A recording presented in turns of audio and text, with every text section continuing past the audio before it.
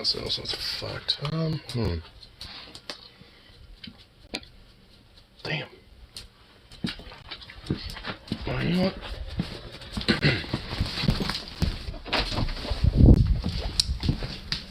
Maybe my room might have a flashlight I could borrow. Oh my god, dog, the fucking mess that you make in here, I swear to god. And he does right here. Cool.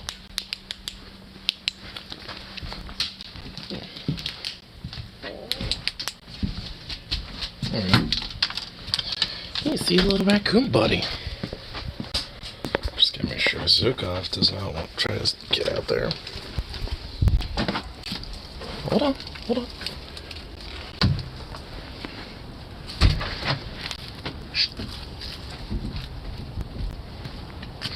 Okay, hold on. I should probably. Come on. You're okay. Lay here, goofy dog.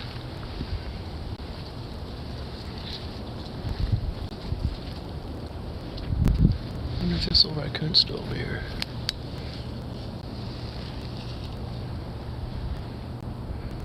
Are ya?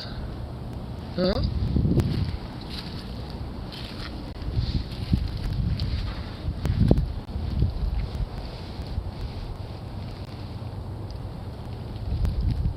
Ah, you're not over here anymore. Yeah, you moved out real quick, huh? Did you eat some of those nuts? No. Maybe.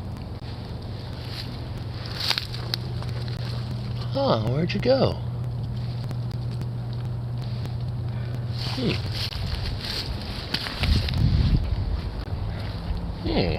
Where did our little raccoon friend went?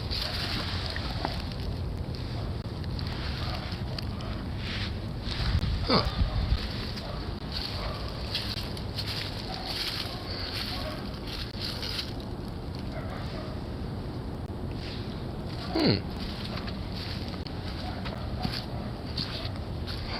Oh. Did I see eye reflections? Nope. Yeah, well, I think our little guy moved on. Yeah, I think he did. Our little raccoon friend moved along, didn't he?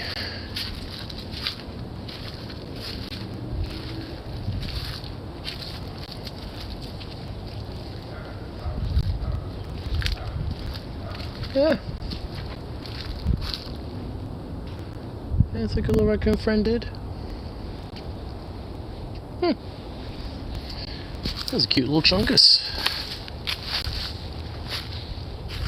I might be able to find him. Who knows? Or her, I guess. I have no idea. Nope. Huh. Yeah, got dipped off. Could be under here. Possibly.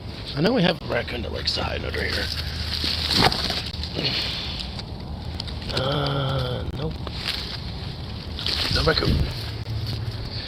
Yeah, little guy dipped. Went off and yeeted itself away. Yeah, guess so. Aw. Little raccoon didn't have anything to worry about. But now I was scared. Hi, Bubby. Hi, baby boy. Come on back in. Yeah, there's a little raccoon friend out there passing by. Hopefully he knew that his presence wasn't minded. So put some nuts over there for him, or her, for the raccoon. Grabbed a little handful and went back over there and tossed a couple to him. It didn't really move at all. Just kind of stared at the things I dropped and just like, what the fuck is this?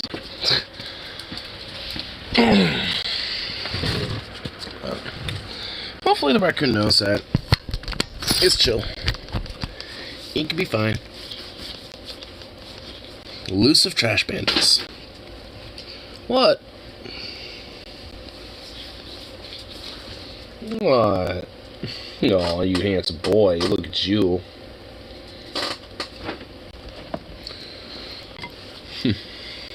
Goofball. Look at you. So pretty. Such a pretty, sweet little boy. Why do you have to paw at me, bro? There ain't no reason to be pawing at me. You got your food. I have like a shitload of ham, though. I think he wants the ham. I gotta cut a lot of ham for work. A shitload, and now I have a shitload of end pieces and thick little bits. And all sorts of other random chunks and shit. This damn dog cannot stop having enough of it. Dude, you're gonna be fat. You're gonna unironically be a fat, porkly little boy. See, he immediately wants this. Alright, no more. Down. Go on. No more for now. I'll get you some later. So yeah, we had a bunch of, like this, it's like an Applewood Carver Sam. It's a Primo Taglio. And, basically with that shit, we had like 5 whole chubs of those, and the sale by was yesterday. And we're just like, like we haven't used these at all, so we might as well slice them up and try to get them the fuck out. So that's what I did. You know, there's the idea of like, oh, you can like cook them up and put them in a hot case or the la la la and all that sort of shit. And I'm just like, keeping it simple, pre-slicing all of it, reducing it down to like $4.99 a pound, so it could be like sold off quick. And then from there, just sends on its way. And yeah, honestly, there's at least like 2 or 3 of those bits of ham that were sold, or at least the prepackaged shit already. So I could tell like within the next couple days, it's gonna be gone. Grab my other hat. I don't want the light totally in my face, but I want something warm. So get the brimmed hat here. There we go. Much better. You know, honestly, like, every time I look, this star pen feels like it's a little too high up. Let me lower it down. Put it right there. Yeah. Oh, shit. There we go.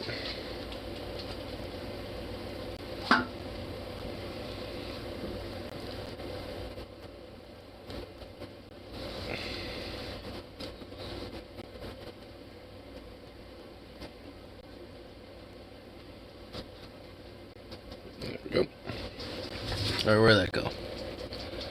I know it dropped down here somewhere. Where'd that go? Slap.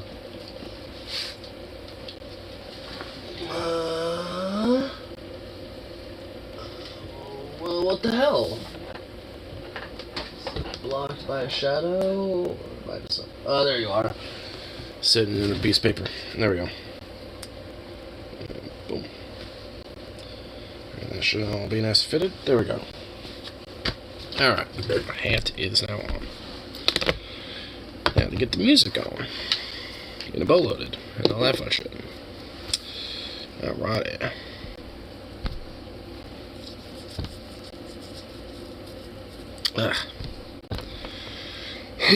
But, aye. Let's see,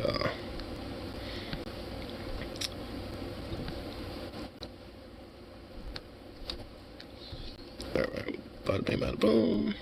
No, not that.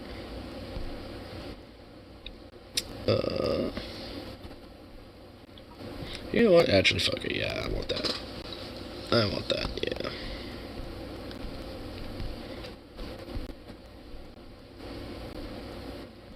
Yeah.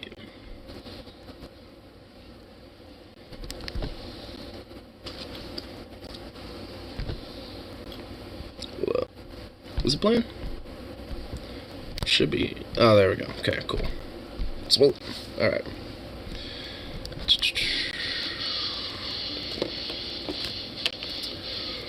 Alrighty. Gotta get this stuff loaded up and ready to go. Oh, crack one open too.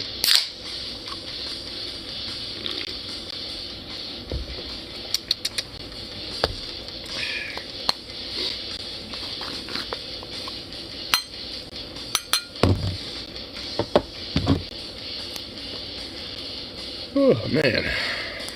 God, I'm not excited about this entire week. I kind of want it to be done already. Because I am normally feeling like I should be relaxed, but I know I'm not. Because I ain't. Because I'm going to have to bust some hump tomorrow. Just as much as today. It's like, fuck.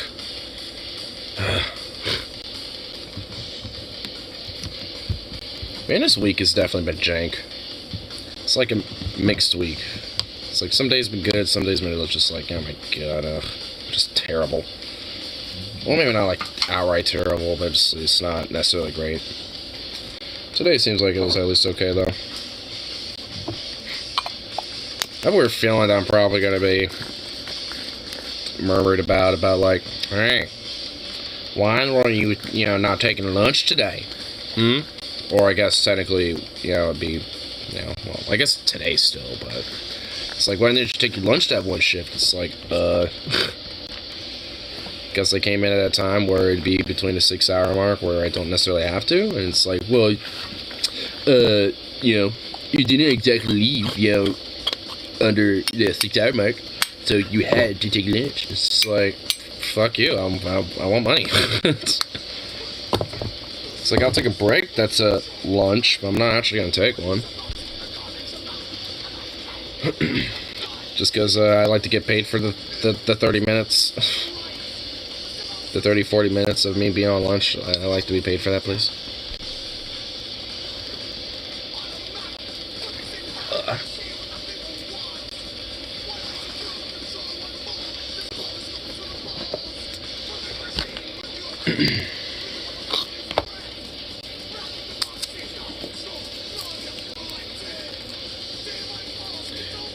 Chukov, what you doing? Yeah, you, what you doing, boy? You silly crazy boy.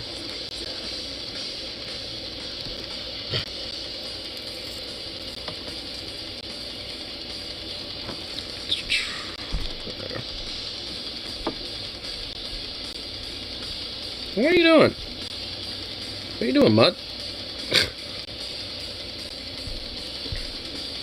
Trying to sniff my hand?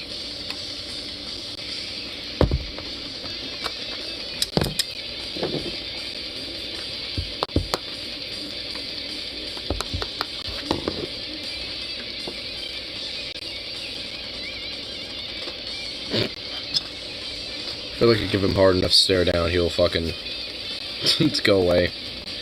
Or look away, but no. He's committed. He's a committed pooch. This dog is committed to his cause of causing mayhem and fury.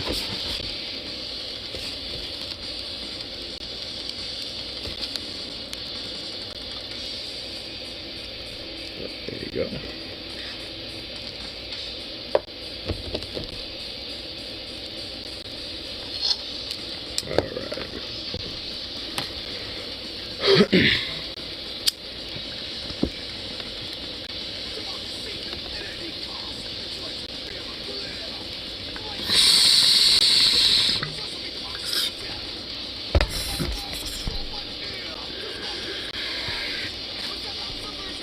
Streamlabs even connected to a YouTube chat? I'm seeing like some people in here, but like not a single comment. Usually I have some by now. If just people watching. Like, what the fuck?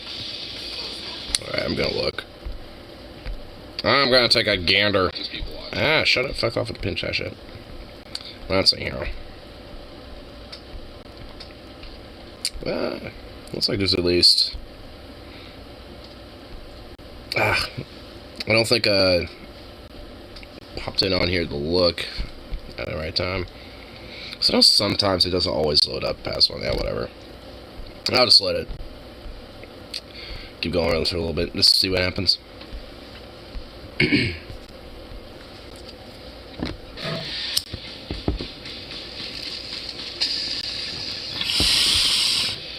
the Streamlabs likes to be weird with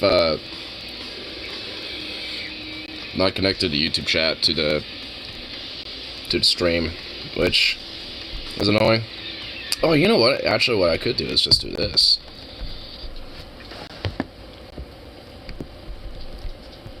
Just put a booga. Okay, there we go. Oh yeah, it's up. All right.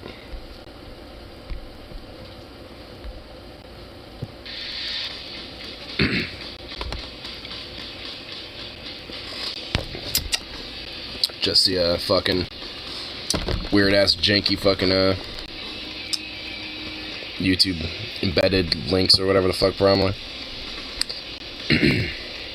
Let's see. What type of fun stuff can be discussed? Oh. Wait, no way. Trump actually unleashed NFT. Okay, we're definitely gonna be looking at that soon. NFTs. Oh my god.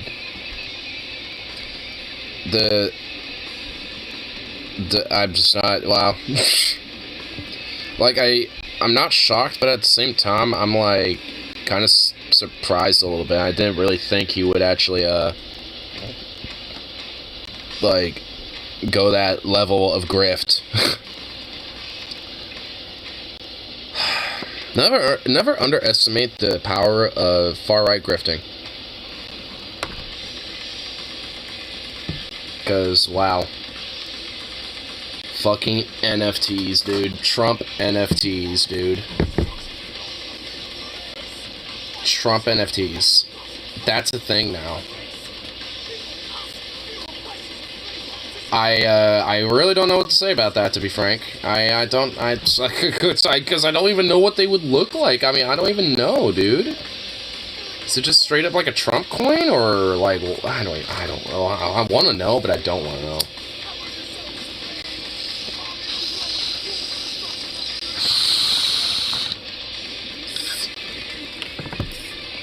Because I guarantee you that shit gonna be fucking absurd. In fact, I know it will. It's gonna be absurd. I mean, it's fucking Trump here. I mean, dude's a goddamn psychopath. And definitely he's got, like, some fucking goddamn, like, mental health issues and shit of, like, dementia or Alzheimer's.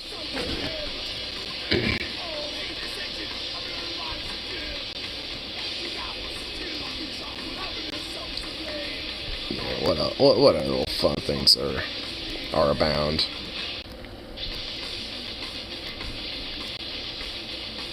Some crazy Texas shit. Oh, well, that's gonna be fun. But Texas is basically just like wanting a transgender registry.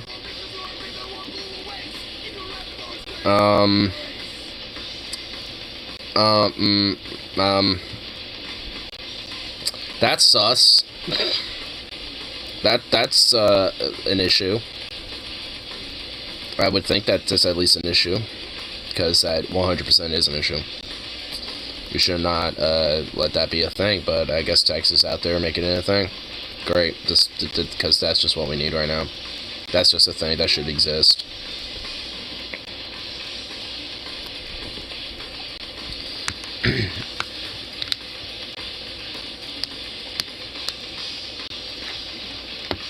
Ooh, that felt fucking good. I felt that shit, like, pop through, like, all the way through here doing that. Oof. And that was a pop that, like, vibrated all up and down my arm. Nice.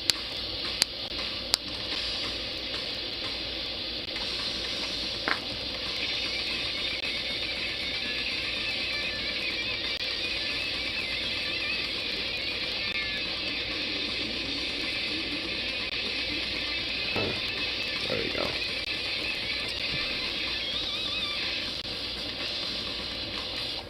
Ooh.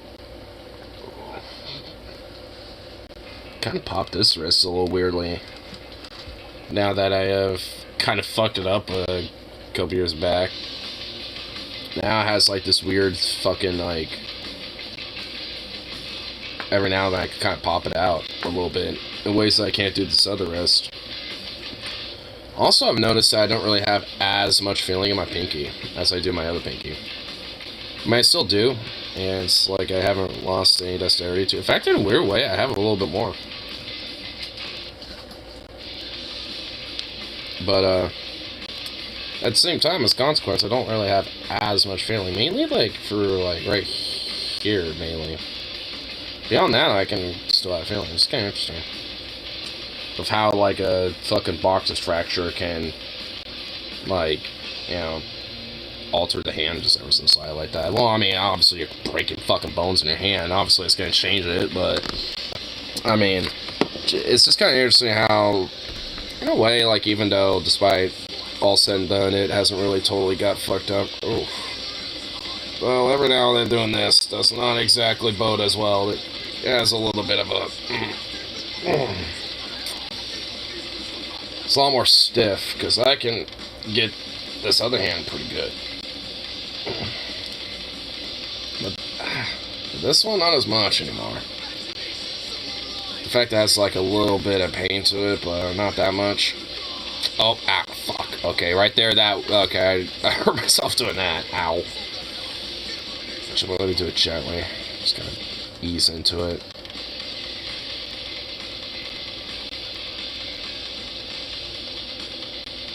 Ooh, easing into that actually did kind of feel good. Doing it abruptly didn't, but doing it with ease actually did feel nice. Nice. Oh.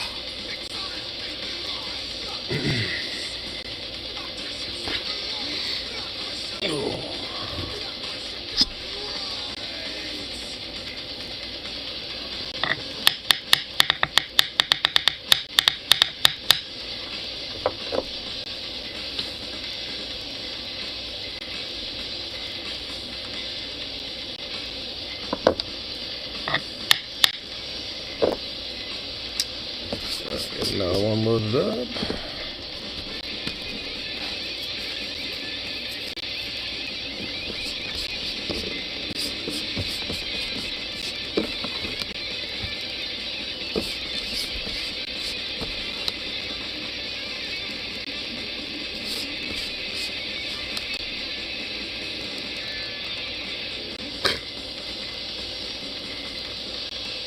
This football is just like no kibbles eaten at all.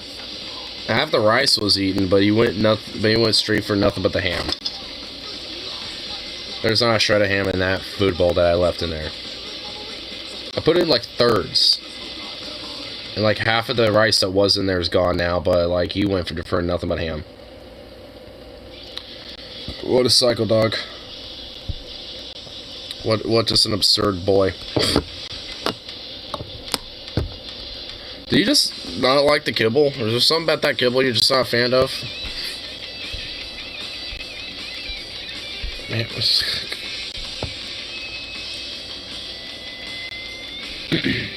because he's definitely a little freak. You just don't want any. You just don't want any of that kibble. It's like you'll eat it as like a last-ditch effort. And I try to get you stuff that you like, bro. It's like, what the fuck does he like?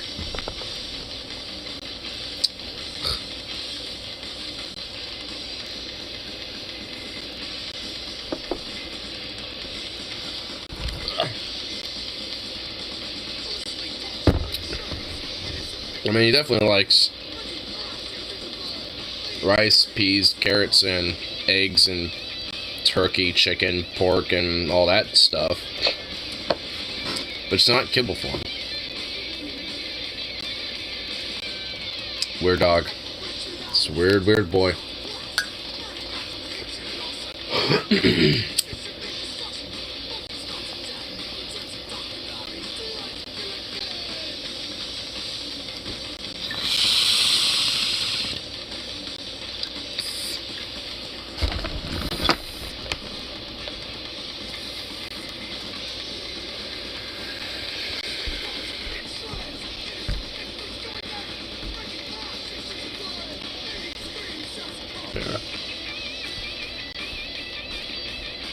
Oh my god, there's just so much more fucking bullshit about it. Goddamn Elon Musk, are we serious? Ugh. I grow weary of that fucking crybaby little bitch. I grow weary of that fucking whiny, sad little bitch baby fuck. Just like, I'm totally gonna be a free speech, guy, 100%. but then fucking, like, is basically banning everybody possible that, you know, critiques him, or fucking, you know, like, gawks at him and all this other shit. It's like, you fucking gross fuck. I mean, of course, I mean, he's not somebody who was gonna fucking be some, like, free speech bro, but, I mean, considering that you were having a platform and essentially were attempted to, you know, commit to it, you know, at least to a weird way for, like, a day, you're basically just, like, turning it into, like, a far-right cesspool of shit. Like, I mean, honestly, even if my account was, say, back on there, even though it was banned years ago, I wouldn't fucking bother going on that platform whatsoever. I mean, if anything, I'd fucking, like, what's that other platform, like, Mastodon, I think? I'd rather go on that. I think I downloaded the app, but I just haven't used it or been on it at all. Like, I literally would rather check that out, see what it's about. Because I heard it's a lot fucking better, and you could basically, like, set up, like, your own little, like, server, basically, from what I get. Or, like, your own little, like, thing, and you can have that connected to other stuff. And also, I don't know, from my understanding, there's, like, actually kind of a lot of cool stuff about it. It's kind of confusing, but I'm sure if I, like, actually, you know, get on the platform and check it out, and, like, I'd, you know, be able to get it and understand it. But it sounds cool, because also there's no, like, text limit, so you can, like, pretty much have, like, a full fucking essay if you want it on there. So, I think it would be a pretty cool spot to special, like, kind of put, like, you know, little, like, prompts, or, like, little, maybe not, like, full-on essays, but kind of, like, little, like, pieces on, you know, my thoughts on specific topics. On top of just, you know, the basic social media aspect of it, too. But, oh no, I don't know, I'll have to check it out and see what it's about.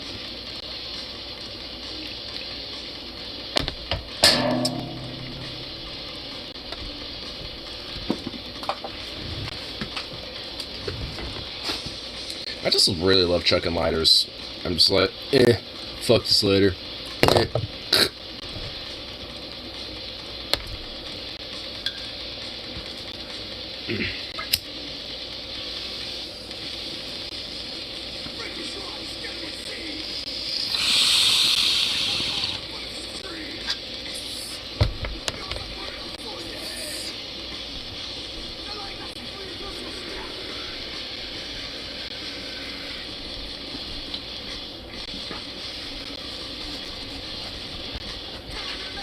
This little gay marriage thing was kind of fine. Oh, the religious exemption gay marriage bill is codified. Go figure. I hate how that's basically like a bill being like masqueraded as like, oh, we're gonna fucking codify gay marriage. It's like, not really. I mean, it's like yes and no. Because if you have religious exemptions so churches can still deny marriages, it's like, then have you really codified it? No, you didn't. I mean, I just hate the whole religious exemption argument. Like, it shouldn't even be a relevant argument when it comes to legislation or law or medicine. It's fucking absurd. It shouldn't even be fucking considered. It's like, oh, because of religious fee-fees, you know, I don't want to take this. It's just like, suck it up. It's like, oh, I don't want this in society. I don't want this as law because my religion says so. It's like, well, fuck your religion then. It's shitty. It's like, to fuck you. It's like, why should we exempt that? I mean, it's just like you're basically just normalizing and, you know, enabling, you know, that type of behavior. And it's just like, why? I mean, because, like, yeah, sure, I guess that gay couple can just go to the next church that would accept them, or just go somewhere else to where they can get their marriage, but that's not really the point. The point is the fact that there's still discrimination based off of sex, you know, going on here, or at least based off of sexuality, and one's, you know, like, preference of such, You know, especially when it comes to like a man and a man being married, or a woman being married. It's just like, I mean, there's still discrimination on that when you have churches that are, exempt, from doing those type of things.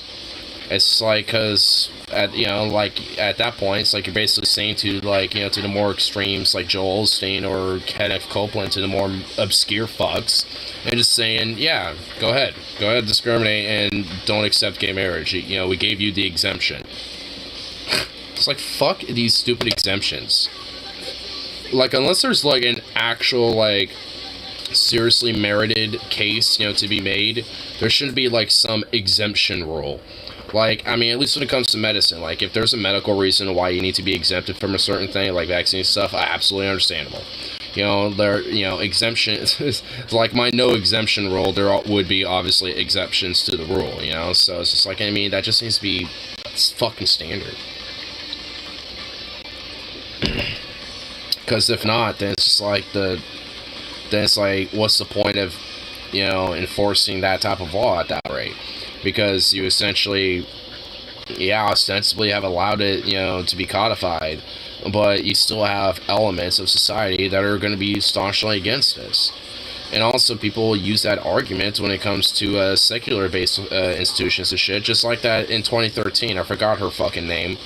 But she denied a gay couple a fucking wedding cake just because they were a gay couple. And she wasn't in a church when she did that, but nonetheless, it became a fucking, a case at the time. I think it was just shortly after gay marriage was codified via at least the Supreme Court at the time. So, it's like, I mean, like, they're gonna use that religious exemption rule in arguments, even in secular spaces, in places where it is codified as rule. And it's just like, they don't care, because they're gonna use that exemption in the maximum way possible. Like, so why give them that fucking ground? Especially when it comes to this religious argument bullshit.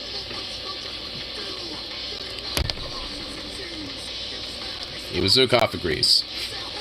He's like, yeah, damn right.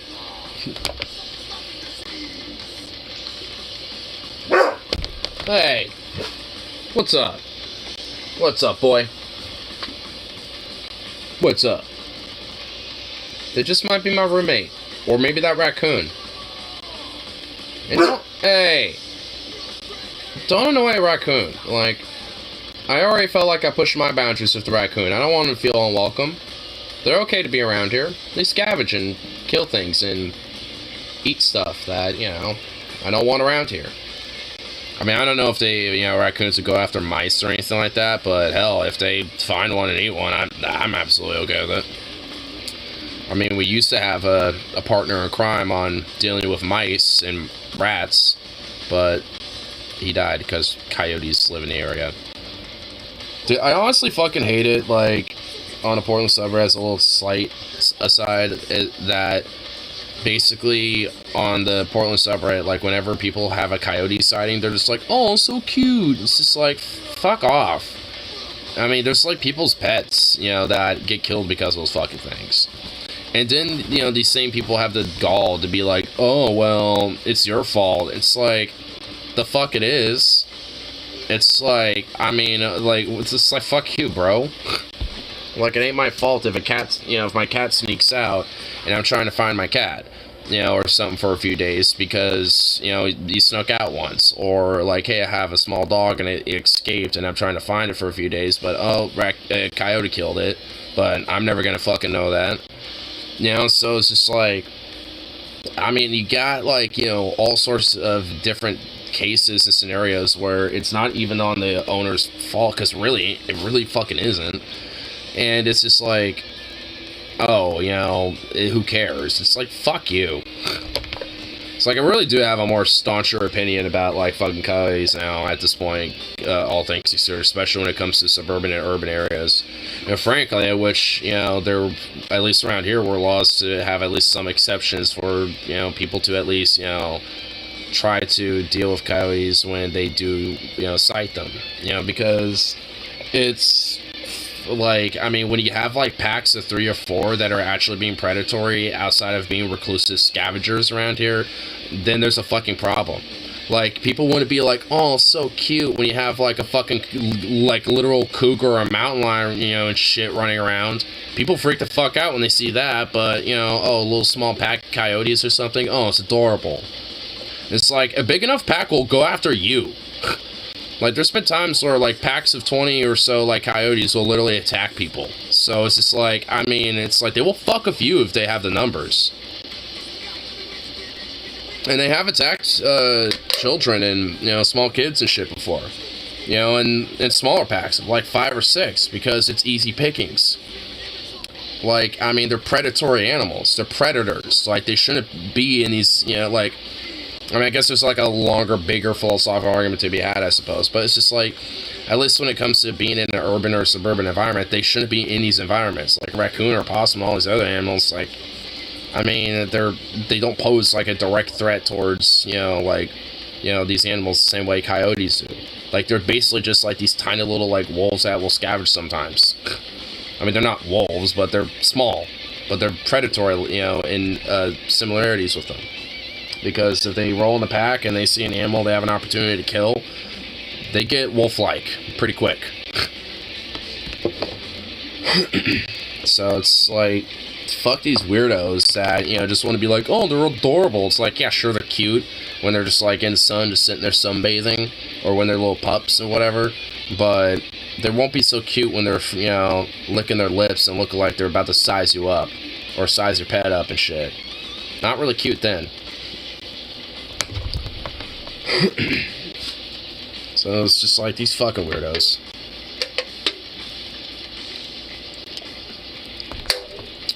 I know Rip City would kind of agree to an extent.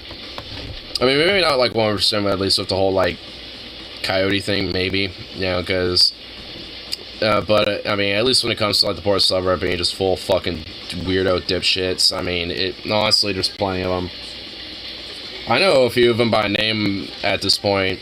In fact, I definitely know I'm a assured sworn enemy with one of them for sure. Because I basically called her out as, like, some frothed mouth, like, reactionary when it comes to, like, gun and shit, because they're just like, I would literally have a grin on my face and, you know, smile and just love it if, like, literally every single gunner in the city, you know, can just have their guns, you know, one by one from fucking, like, you know, authorities and law enforcement, just have them confiscated while they cry and seethe. And it's like, you're fucking literally a froth mouth maniac. You're a psychopath. You know, it's just like, you're fucking insane, because you realize how much, like, violence will skyrocket for, like, weeks on end. Like, it would be insane. It would be fucking insane. It's like, this idea of just like, oh, you know, we should just, you know, round up all these, you know, fucking people that own guns and just, like, criminalize this whole fucking idea and concept. It's just fucking retarded. I mean, it's just like, we're not just like, you know, some fucking, you know, like where this isn't a place, unfortunately, or at least, you know, in a societal, you know, conditions to where that would be even close to being feasible. Like, I wouldn't necessarily mind if it would be the case, but it's just not. I mean, it's just like America when it comes to this type of stuff is just way too ingrained. Like, it's just the idea of just going to round them up one by one to, like, you know, take away firearms stuff is just ridiculous. Like, it's not possible. It's not realistic, and it's just insane. It's like there's far better and smart and nuanced and rational, logical means of addressing those issues without basically being like a fucking gun-ho reactionary about it. It's like, if you don't like guns and don't like that stuff, fine. I literally don't care. Like, that's, you know, it's whatever. I don't have an issue with that. I personally like them. I mean, they're fun. But, you know, I don't besmirch someone who doesn't like them. I don't care. Just don't try to, like, impede on my personal interests, which is plenty of other people from the left, from the center, and from the right. I mean, there's people who are apolitical as fuck who could not give a shit about politics that like guns and stuff. I mean, you know, for a lot of people, it's something that's fun. You know, it's like you know, whether as a hobby or as like, doing competition stuff, or even as a job, because some jobs, like maybe being security, as like bouncer for a club or something like that. Sometimes it kind of pertains to have something like that, or security out of hospital and stuff, or whatever the hell, or doing like nighttime security in like a like a facility or something, or whatever. It's just like, there are some jobs out there that, you don't, maybe not necessarily require, but are kind of encouraged when it comes to being in that time of line of work. So, and also just hunters, or, and there's people that self-sustain when it comes to surviving and eating, and, living, and, it's just like, some of those people rely on those things to hunt and eat, it's just like, I mean, it's, like, there's plenty of, variables as to, obvious acceptable things, when it comes to owning them. And, where these people have no interest in, like, being criminal, with these type of things. Like, I have literally no interest of doing anything criminal with firearms. It's kind of insane in my mind. I don't want to do that. That's like a one-way ticket to basically fuck your life over 8 ways till Sunday. And not just when it comes to the firearm ownership right, but also when it comes to basically fucking everything. Like, that's, I mean, that, like, you're just asking for it if you do shit like that. It's like, obviously, I mean, I suppose, you could hypothetically, be under the radar, shit like that. But you roll the dice, though. And it's like, when it comes to, those type of dice, I'm a gambling man. So I'm somebody that's just gonna be like, nah, I ain't about that. It's like, sometimes I know when to bet and roll the dice, and sometimes I know when to fold. And shit like that, I fold, and I don't even bother with that fucking game. I wait until the next game starts, and I see what that's about. So, it's just like, I mean, that's, like, kind of the whole other element for it, too. It's just like, I mean, more of this, like, encouragement of, responsible and safe, gun ownership, needs to be more of the predominant culture outside of just, like, take from my cold dead hands mentality. Because that type of shit, to me especially, is toxic. So, I mean, like, for me, I think, I do believe there is overreach where people, try to push or legislate things, too far when it comes to that, but it's just like, it's not like some take from my cold dead hands type of line. It just kind of, I mean, it's because it's just like, it doesn't need to go to that level. At least when it comes to, these type of issues. I mean, it's just like handle it through the court, handle it through law. It's like when it comes to like these specific issues, there's, like going the more illegal route with it is not like you're just asking for it to get worse if it fails. Because if so, then there's going to be even more stricter laws, on the books, in the foreseeable future, due to those things. So, I mean, when, fight those battles with suits and ties, not with bullets. That's why I'm happy about the Measure 114 thing going on right now. Because, that shit's being challenged and fought via the courts and via law. Via suits and ties, basically. So it's just like, and when it comes to challenging, laws where there might be overreach, or where there's, question of legitimacy of, the law's, effectiveness and shit, then it's like, then that's how you challenge it. That's why we have those systems in place. It's bureaucratic and as fucking time consuming as it is, but sometimes that time consumption is a good thing. Because of Measure 114, it's actually a good thing that bureaucracy's, holding it up. Bureaucracy ain't necessarily a bad thing, and actually can be very useful as a tool. Do you mind? Silly dog. Man. What is up with you, bro? It's the roommate. Bro.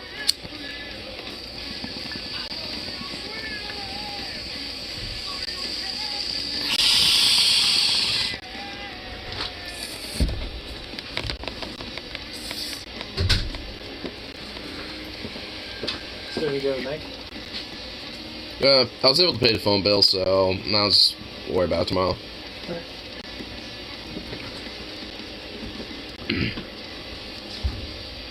Somebody didn't bark. They were barking right. No, he wasn't barking as much. There's a little raccoon over here. Literally just like right over there. Yeah. I came home and I saw that little sucker kind of rustling through the bushes, and then I turned my light on and I saw that little guy just kind of sitting there. I was like, oh shit. Ran in here, grabbed some nuts and tossed it to it, and I don't know if it ate any or not, but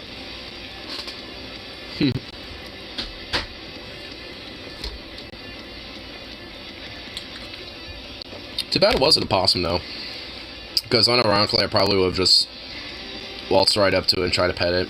Fuck, I would have probably just held it and just be like, hey guys, check it out, possum. Which would have been funny because of last time when wrapped it up, you know, talking about some possums. And I start the stream today just like, hey guys, look, a possum. Dude, my dog would go fucking insane. Be like, who the fuck is this? What is this? Oh my god, my dog would go fucking psycho. He probably just would want to play with it. Like, he's too friendly. Like, he's just way too friendly, and there's not an aggressive bone in his body at all.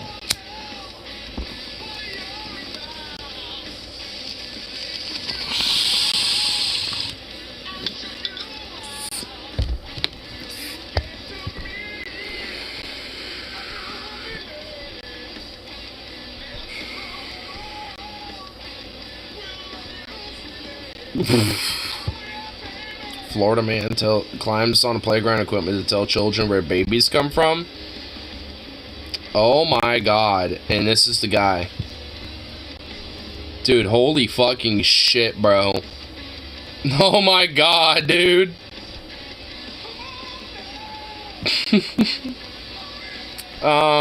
Yeah, that's like, dude, the face tats, the tweaker teeth, the eyes that say I will literally like slay you in your sleep with a butter knife. I'll like slit your throat with a butter knife. Like that's what those eyes tell me. Like, yeah, that's After cooking for 10 minutes, does that say spoon sauce? spoon sauce over peppers and recover. Where'd you read that? Spoon sauce? Huh. Look at this. Stuff it. Stuffed bell peppers?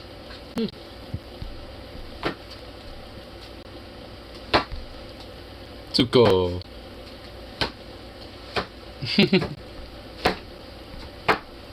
You need to quit getting on the fucking table.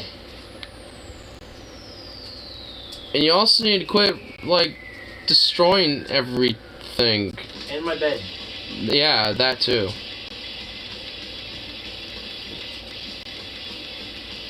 You know when I was home one day, I had my day off. He got on the table. Table. Like, actually on it? On the table. Like, fully up there. Oh my god. I looked at him, I'm like, zook off! And he's like, oh fuck. Yeah, oh fuck is right. If I catch him on there, he's gonna get a slap on the butt, I swear. There's gonna be a little booty slap, especially where those little plums plop right the fuck out. Yeah, Uncle caught him on there. The reason I know he was on the table, the cat dish that your dad used to put on the table, was on my bed. Yeah. Oh, I saw that, because I was borrowing your light to see, because I started a stream to go back out there to see the raccoon, but the raccoon went along and moved along its way. Oh, you got mine. Yeah, I put it back. One? Yeah, and I put it back, so it's still in the spot. But yeah, I was just like, I want to see if we should stream this, and the little guy ran off. So I don't know if he had some of the nuts or not, but hopefully, maybe grab some of them and wandered off. It was pretty chill for because you've got to realize raccoons are very friendly. Very friendly. Well, because my buddy was on the coast. Well, they feeding can't. them. Yeah. Well, yeah. Like around here, they tend to be friendly, but I guess depending on the region, raccoons can be aggressive. Like they, have been known to, they have their tendencies, but yeah, they can definitely be, friendly. You got another jar of it? Oh, I'm just using the jar as, just because I got another eighth. It was like $48, so. Pretty bad. Yeah. What kind is it? Cali. It's a hybrid. But, yeah. But, what was I about to say? But, yeah, so, like around here, though, raccoons are pretty friendly as fuck. But, like... Get to see my dog tomorrow. Aww. Oh, look at you, you little butt. Dude, I had to cut so much ham today. Huh? I had to do so much ham today. Why? Well, we Is it had... on sale? No, well, I put it on sale. It was like that Carver's, like, Applewood ham and stuff? Well... The expensive one? Yeah, we have like 5 chubs of it, and they were all... The sell-by date was yesterday. And we were just like, well, they're still good. I mean, there's nothing wrong with them. So... since we had all 5 of them, all of them had a sell-by date for yesterday. And we're just like, well, fuck it, let's just cut all of it up and just put it out for pre-slice and just put it instead of $13.99 a pound, like it was normally priced, and just do it at fucking $4.99 a pound. And I asked Lily about it, and she was just like, oh yeah, that's fine. In fact, even the store director apparently was literally taking $2 off stickers and shit and just plastering them on random shit in our floor. Just, like, random stuff, like random soups and stuff, pizzas and shit. Stuff that even, like, if it basically had, like, a week left on it or something, which some items that we put out there do just get just a week. So some stuff was just random shit, just random stuff, just $2 off on, like half our shit on the floor. And it's just like, okay. So, evidently, when it comes to at least price adjustments, there seems to at least be a little bit more of a lucid, like, yeah, let's sell shit. And knowing her, like, she is so fucking, like... Yesterday, she was... Is she better than Jessica? Yes. But, and in a way, same thing, she's also better than Mark, but she has the exact same, like, kind of mentality as him a little bit. Production, that's, like, the main priority when it comes to shit. See, like, Jacob finally got his wish. He's in Delhi now. Yeah, oh yeah. Yeah, he's he's doing cross training there.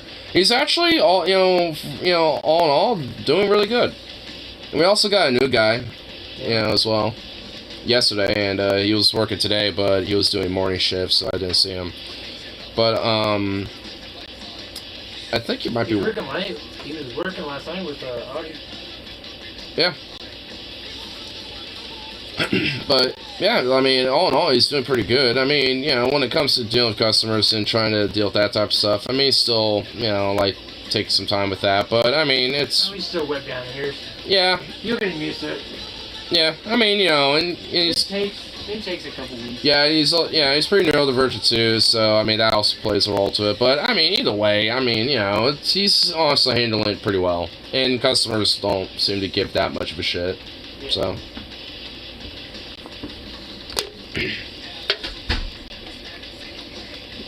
Honestly, like, if people, like... I actually have thought about this, though, a little bit. Because, that we're talking about, he's doing the version because he has a... I mean, it's a little personal, but... I mean, it's like he has a fecal alcohol syndrome. So, but despite, though, is, independent, functional, and, it has a job, obviously, like, he's, able to, do his shit. And a really, really friendly guy. Like, really, really good dude. And, and I honestly have thought, like, a scenario, like, I've thought about, the scenario in my head, like, if someone called him out being like, why are you being fucking slow? Are you, like, dumb or something, all this other shit. Like, honestly, like, if there's, Hey, something funny? Went to work today. Forgot the jacket. It was like 2 something. And I'm like, my jacket's at home. I just realized, I'm like, fuck! Thank you, right back here. Oh, that's why I heard you kind of like rustling around back and forth for a second when I was waking up. Yeah, I had to come home and get my jacket. What? What the fuck are you looking at? What? What? Your chair's right there, dude. I know he's weird. But yeah. Yeah, like I thought someone would be like, oh, are you dumb or something or what, or blah, blah, blah. And I were to catch a whiff of it, even if I was like helping a customer, I would literally I would tell the customer, it's like, give me 1 second. You know, it's like, give me 1 second, I think you'll understand. And I would like go over and be like, fucking excuse me, like, you know, and just like lay up on the motherfucker, because this is like, he's neurodivergent, and you know, despite that he's functional and, you know, is able to, you know, like work back here and does a damn good job of what he does. He might be, you know, like, you might, you know, be a little slow, but there's a thing called patience there, bub. Like, you know, learn what the hell it is, and, you know, realize that, you know, like, all the time in the world, you know, not, it's like, it's not that fucking big deal. Like, it's like, you know, it's like, your time is not, like, something, like, our time and, like, our work and shit is not, like, some valuable, like, entitled thing to you. Like, I mean, it's like, you know, we're here to help, you know, serve you, but it's like, you know, if you end up having to be, you know, like, running late or something like that, well, yeah, that's kind of on you. Now, ain't it, a little bit? Probably showed up at the wrong time. You know, it's just like, get over it. It's like, you know, if, you know, because also, I'm someone's neurodivergent, so it's like, and, you know, and while I function, you know, differently than him, it's just like, you know, it's like, you don't, you know, like, see me being like, you know, like, whatever the fuck, just like, oh, you know, why aren't you doing this or that, you know, just because I happen to function a little, you know, be better functioning in a sense, you know, when it comes to my diversity than him. Like, so the fuck what? He still, you know, is able to do a good job. He still, you know, gets, you know, is able to get things done and help people out and, you know, and do all the same shit that we do. Just because he happens to be slower or whatever the fuck doesn't mean shit. You know, it's like back the fuck off, you know?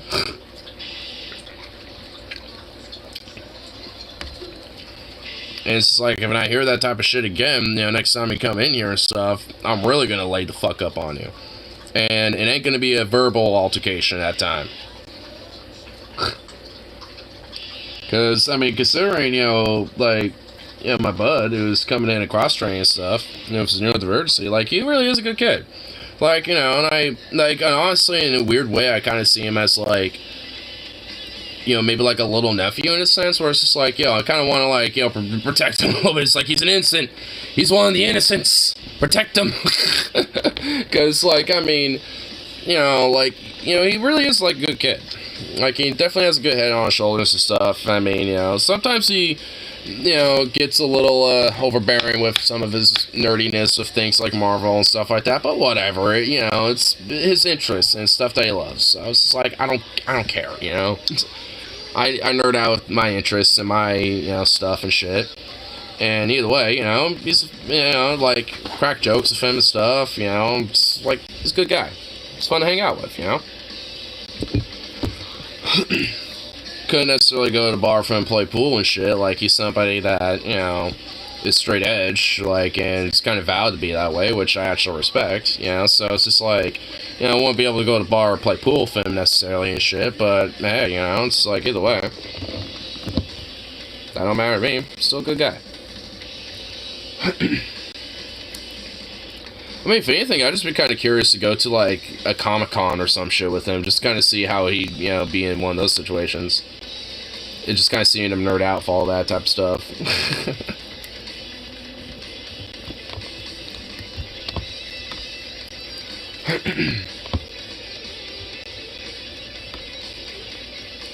But yeah, I definitely would be like a little bro, or like a big bro, you know, or something like that when it comes to just like sticking out for him and shit. Because you know, there's definitely been customers that have been total dicks, you know, to like other coworkers and shit, and I've stuck up for them. So it's like, I mean, honestly, it wouldn't be no different for him, you know. I mean, it's just really what it comes down to it. But it's just like, I mean, if someone were to lay up on him, especially, you know, about him maybe being slow or, you know, whatever the fuck, or not understanding things or whatever the hell, then it's like, you know, and I've honestly, you know, could kind of eyeball maybe some customers I've directly helped with, or maybe some other people have helped with, and, like, actually, you know, with our, the guy who, we got as a new, who just got as a new hire when his first day was yesterday. Like, he was helping somebody and, still was learning some codes and was, kind of going back and forth, learning those things and making sure that, he was doing things right and all this. And the dude was kind of being a passive-aggressive dick. And, and I kind of recognized the guy. I'm just like, alright, I'm keeping a mental note of this fella. Because, like, let's say, my other coworker that's been cross-trained, is neurodivergent, happens to help him. And he gets a little ornery and starts, mouthing off about some shit, then it's like, hey, with all due respect, back the fuck off of that. It's like, and the next time it happens, I won't exactly just be verbal with it. Because that shit ain't fucking cool, and I ain't gonna be standing for that. Frankly, there might be, like, people will probably see, like, a different Ignor come out with that one, honestly. Like, I mean, at least at work. Where'd that go? Where did that drop? I dropped a little nugget. Where did it go? What the hell? Ah, son of a bitch. Come on, screen. I should be able to find it. Where are you? Where did it go? Now. It's been lost. Oh, no. I found it. I've discovered it. It's been recovered. Just over the tiny little thing. But it has been recovered.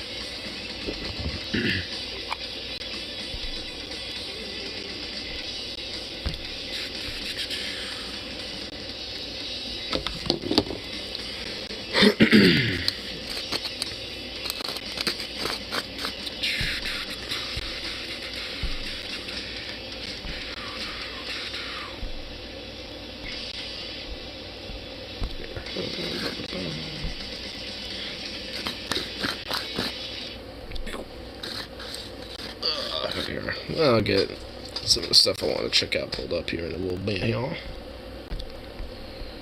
Johnson Band. Cool.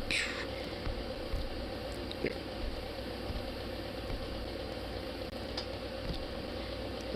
Boom, boom, boom, boom.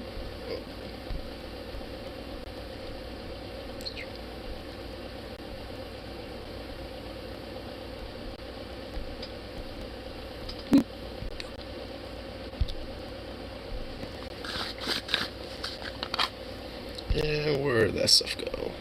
Where did it go? Oh, here it is. Boop. Here, I want to check out that absurd-ass drum shit. Let's see what this is about. Because, oh boy. I bet this is going to be pretty bad. It's still, like... Wait, Trump, America needs a super... Oh, no. Oh, my God, no. Oh, my God. You gotta be fucking kidding me. You got to be fucking kidding me. Oh, my God. Oh, my God.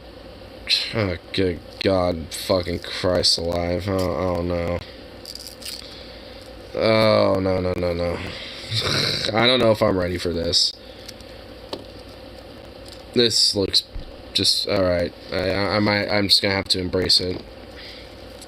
But before we go into its wretched embrace, its despicable, vile embrace, we just gotta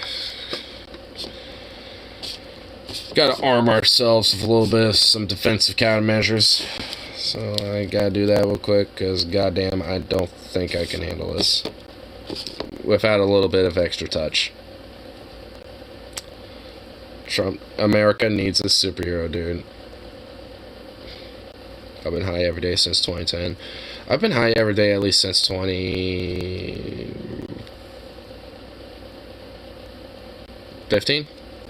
Well, I guess since 2016, if we want to just go for totality of years.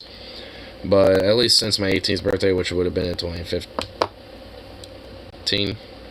Yeah. And, yeah. I'd say that at that point, like, all in all, basically, I'm basically just saying that is, yeah, pretty nice, good assessment. Not as good of a record since 2010 there, THC Temple.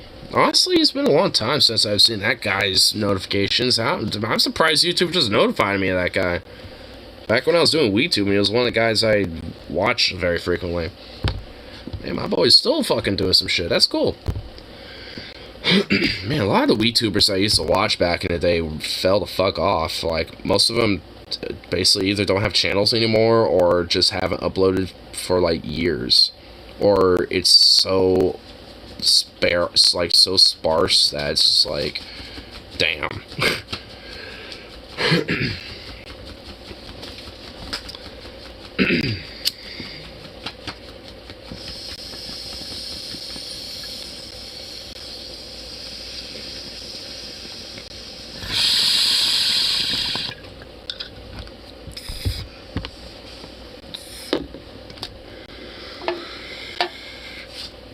But anyway, let's see what this is. Oh my god. We can't leak, but it's going to be huge. But I know that I've been getting blown up by every reporter from every major outlet calling and asking me to give them the insight, tell them what it's going to be. That is his major announcement. Many thought it would be political. Many thought it would be about maybe creating a new party. I mean, there is so much speculation on this. But it's not that. It's a digital trading card. Digital trading cards? No. Digital trading cards. Are we fucking kidding me?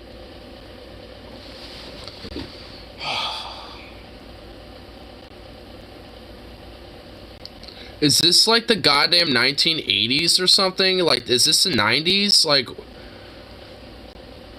what the fuck? Did I just like, are we trying to digitalize the 90s or something? Like, why is Trump trying to bring back trading cards? My guy, oh my fucking god. Oh my god. Oh my fucking god. Trading cards, dude. Dude, wow, I just had like a time warp to the fucking 90s, but it's all digital, so feel like, what the fuck, dude? Wow, wow, wow. Trump's big announcement that he hyped up turned out to be nothing more than NFTs. And even it's just like, he's basically taking, like, dude, this is like some weird reverse, like, shit. Because fucking Homelander from The Boys was basically supposed to be it's kind of symbolic of Trump and like far right nationalism and jingoistic, you know, America and shit. And Trump is basically now taking that trope that is based off of him. So it's like, this is just some oh my god, the memes with the red lasers in the eyes. Oh my fucking god, I just realized that. Oh no. I just saw that with the Trump thing in the background of my cat. Oh my god, are we fucking kidding me, dude? I'm actually kind of fucking speechless. Oh my god. What? I don't even know what to wow. Yeah, thought that this would be something bigger. I'm just gonna absorb this, I think. But nope. I don't know what NFTs, to just another. I don't even know what to do, dude. Like an NFT, but it's a trading card thing. But oh my, I don't even know how to process it. Oh my god.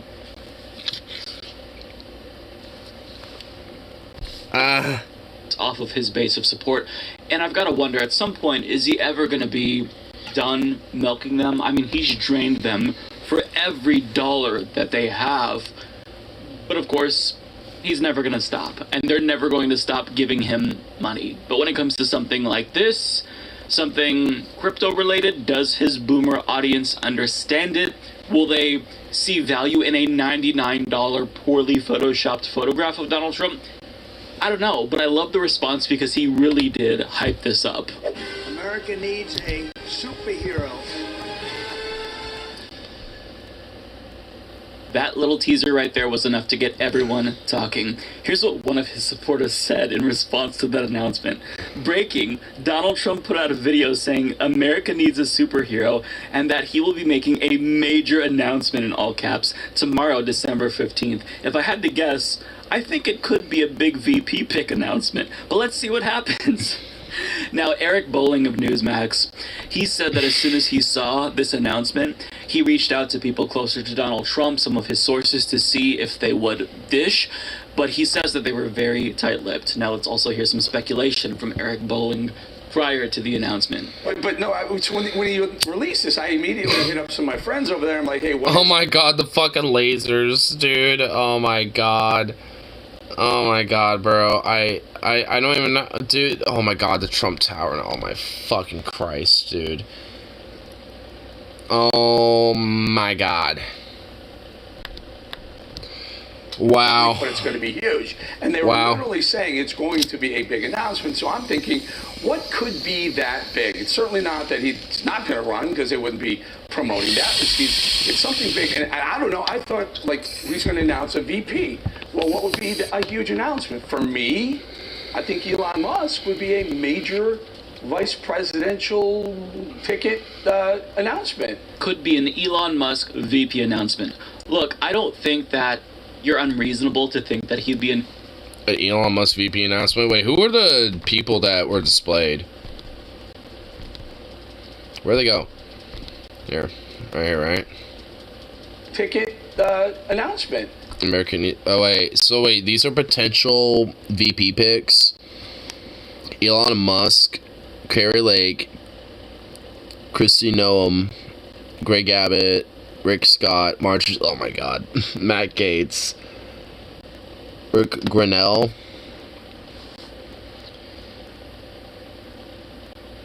Oh, wow.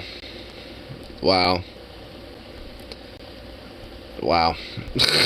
Musk VP announcement. Look, I don't think that you're unreasonable to think that he'd be announcing his VP pick, even though it's this early.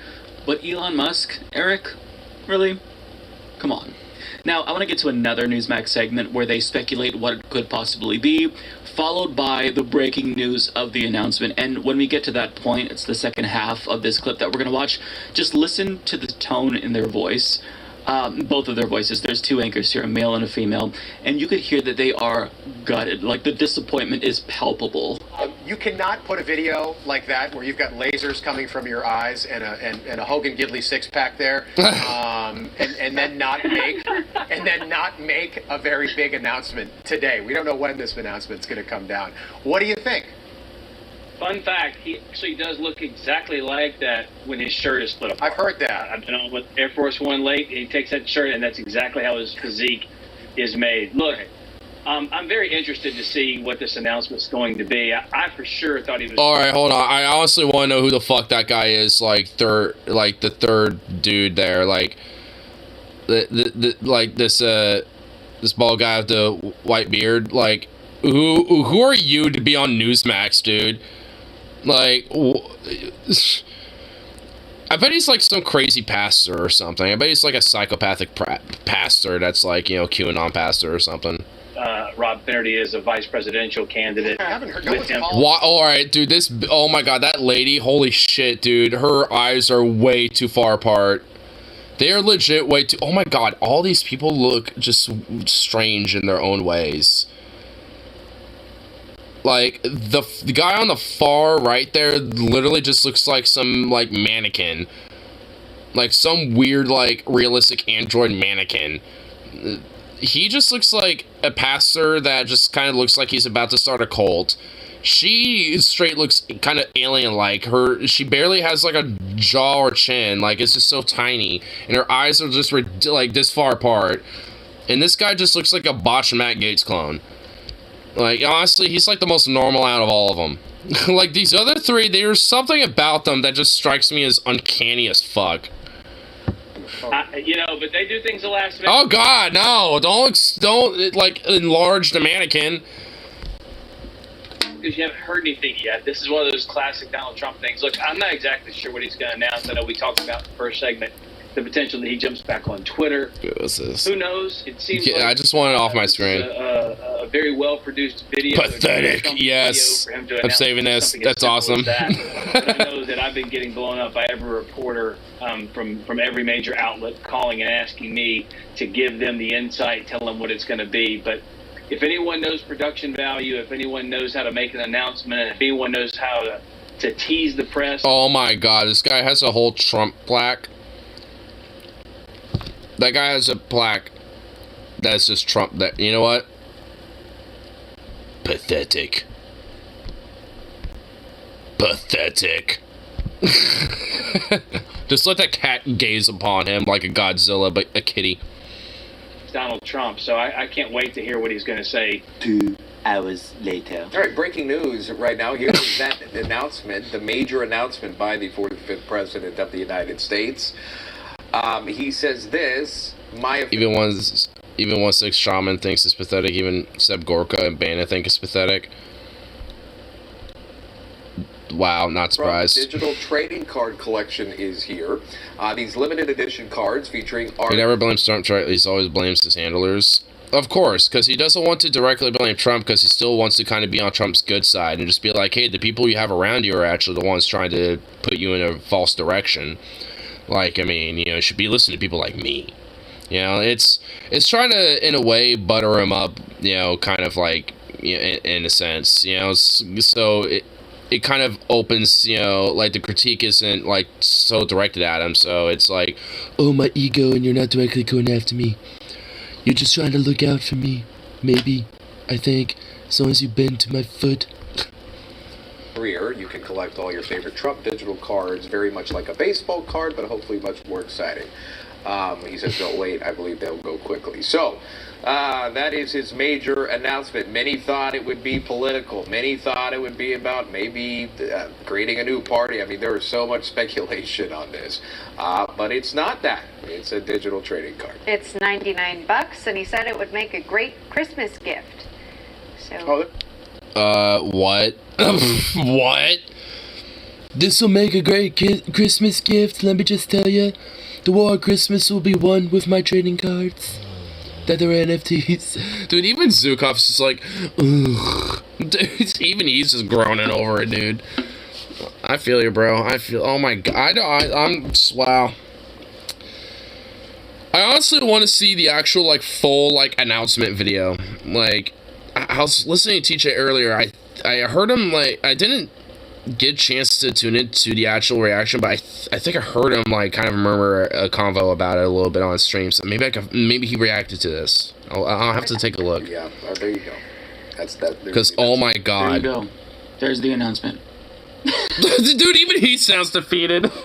Oh my God, dude, like, trading card, like, is this like the 90s? Like, I mean, I'm serious, like, are we just trying to digitalize the 90s? Like, it's the 90s, but we're making it an NFT. We're making it like a new hip thing. We're gonna bring back trading cards, but they're gonna be hip. Oh my God, dude, I don't even know, bro. I don't know. They're just wearing Chopin Hitler's face and supermodel in bikinis, just cringe as fuck. I mean, for real, like, it's just so weird. I heard TJ describe basically Trump looking like he looks like some weird AI generated art or something in the announcement. Like, I remember that much, so I do think he reacted to it now that I think about it. I just have to try to find it if I do. One Trump story that I love, maybe more than this, is when he endorsed two of the same candidates with the same name. I remember this. I remember reacting to this when a Humanist Report released it initially, when it first came out. Like, he just said, I endorse Eric, and there was literally just two Erics. I mean, and they both of them, what's great is both of them were like, no, he was endorsing me, like, and we're going to, you know, win with Trump's endorsement. And the other Eric was like, you know, we're the one who was endorsed by Trump, and we're going to win this for the country and stop this, whatever. Like, yeah, like, both of them, like, yeah, we were the one with the endorsement. So it's like, I honestly don't even think to this day no one knows, like, who he actually endorsed. I think it's just a mystery. I think he just literally endorsed both of them at once. Last name, so he kind of just left them both guessing. Sometimes Trump can be unironically funny, and I don't know if he honestly can be. He's doing this wittingly or unwittingly, but either way. I mean, in a vacuum, some of his little memes, like his little weird little dance thing that he did once and stuff, like, honestly, like, in a vacuum, there's some stuff about him that is just kind of funny. So, his announcement is NFTs, and I want to take a moment to look at some of these NFTs because they are pretty I think the Amazing Atheist, I think TJ reacted to it, so I'm gonna see if I can find it there. If not, we'll find it. I can only watch the first 20 seconds. Let's see. Oh, if they're worth the $99 that he's asking, but let's look at him here. And oh my God! Hold on. The first thing that I saw was Trump and that. Like, hold on. Is there a way for me to like? I can't. Oh my God! I wish I could zoom into it. Dude, the cowboy Trump with a gun and the hat. Oh my God, bro. Oh, okay, we actually. Oh my God! Is he in the military? Holy fucking shit, he is. Oh my God. I want to laugh, but I don't even think I can laugh. Like, I'm taken aback. Oh my fucking God. Oh my God. Oh my God.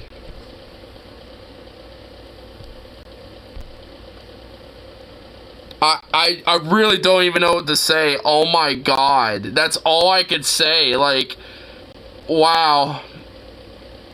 Wow. What artist? Like, I want to know who made these, honestly. Because you know this person was, like, doing all of this one-handed, and I just honestly just want to, like, just give him a respect point of being like, you know, I know you were jerking off hard to all this art because you love Trump so much, you know, that you were willing to do this. And the fact you were able to do all this one-handed the entire time and get a fucking mass workout on the other hand, I mean, maybe they're ambidextrous, maybe they alternated, I don't know.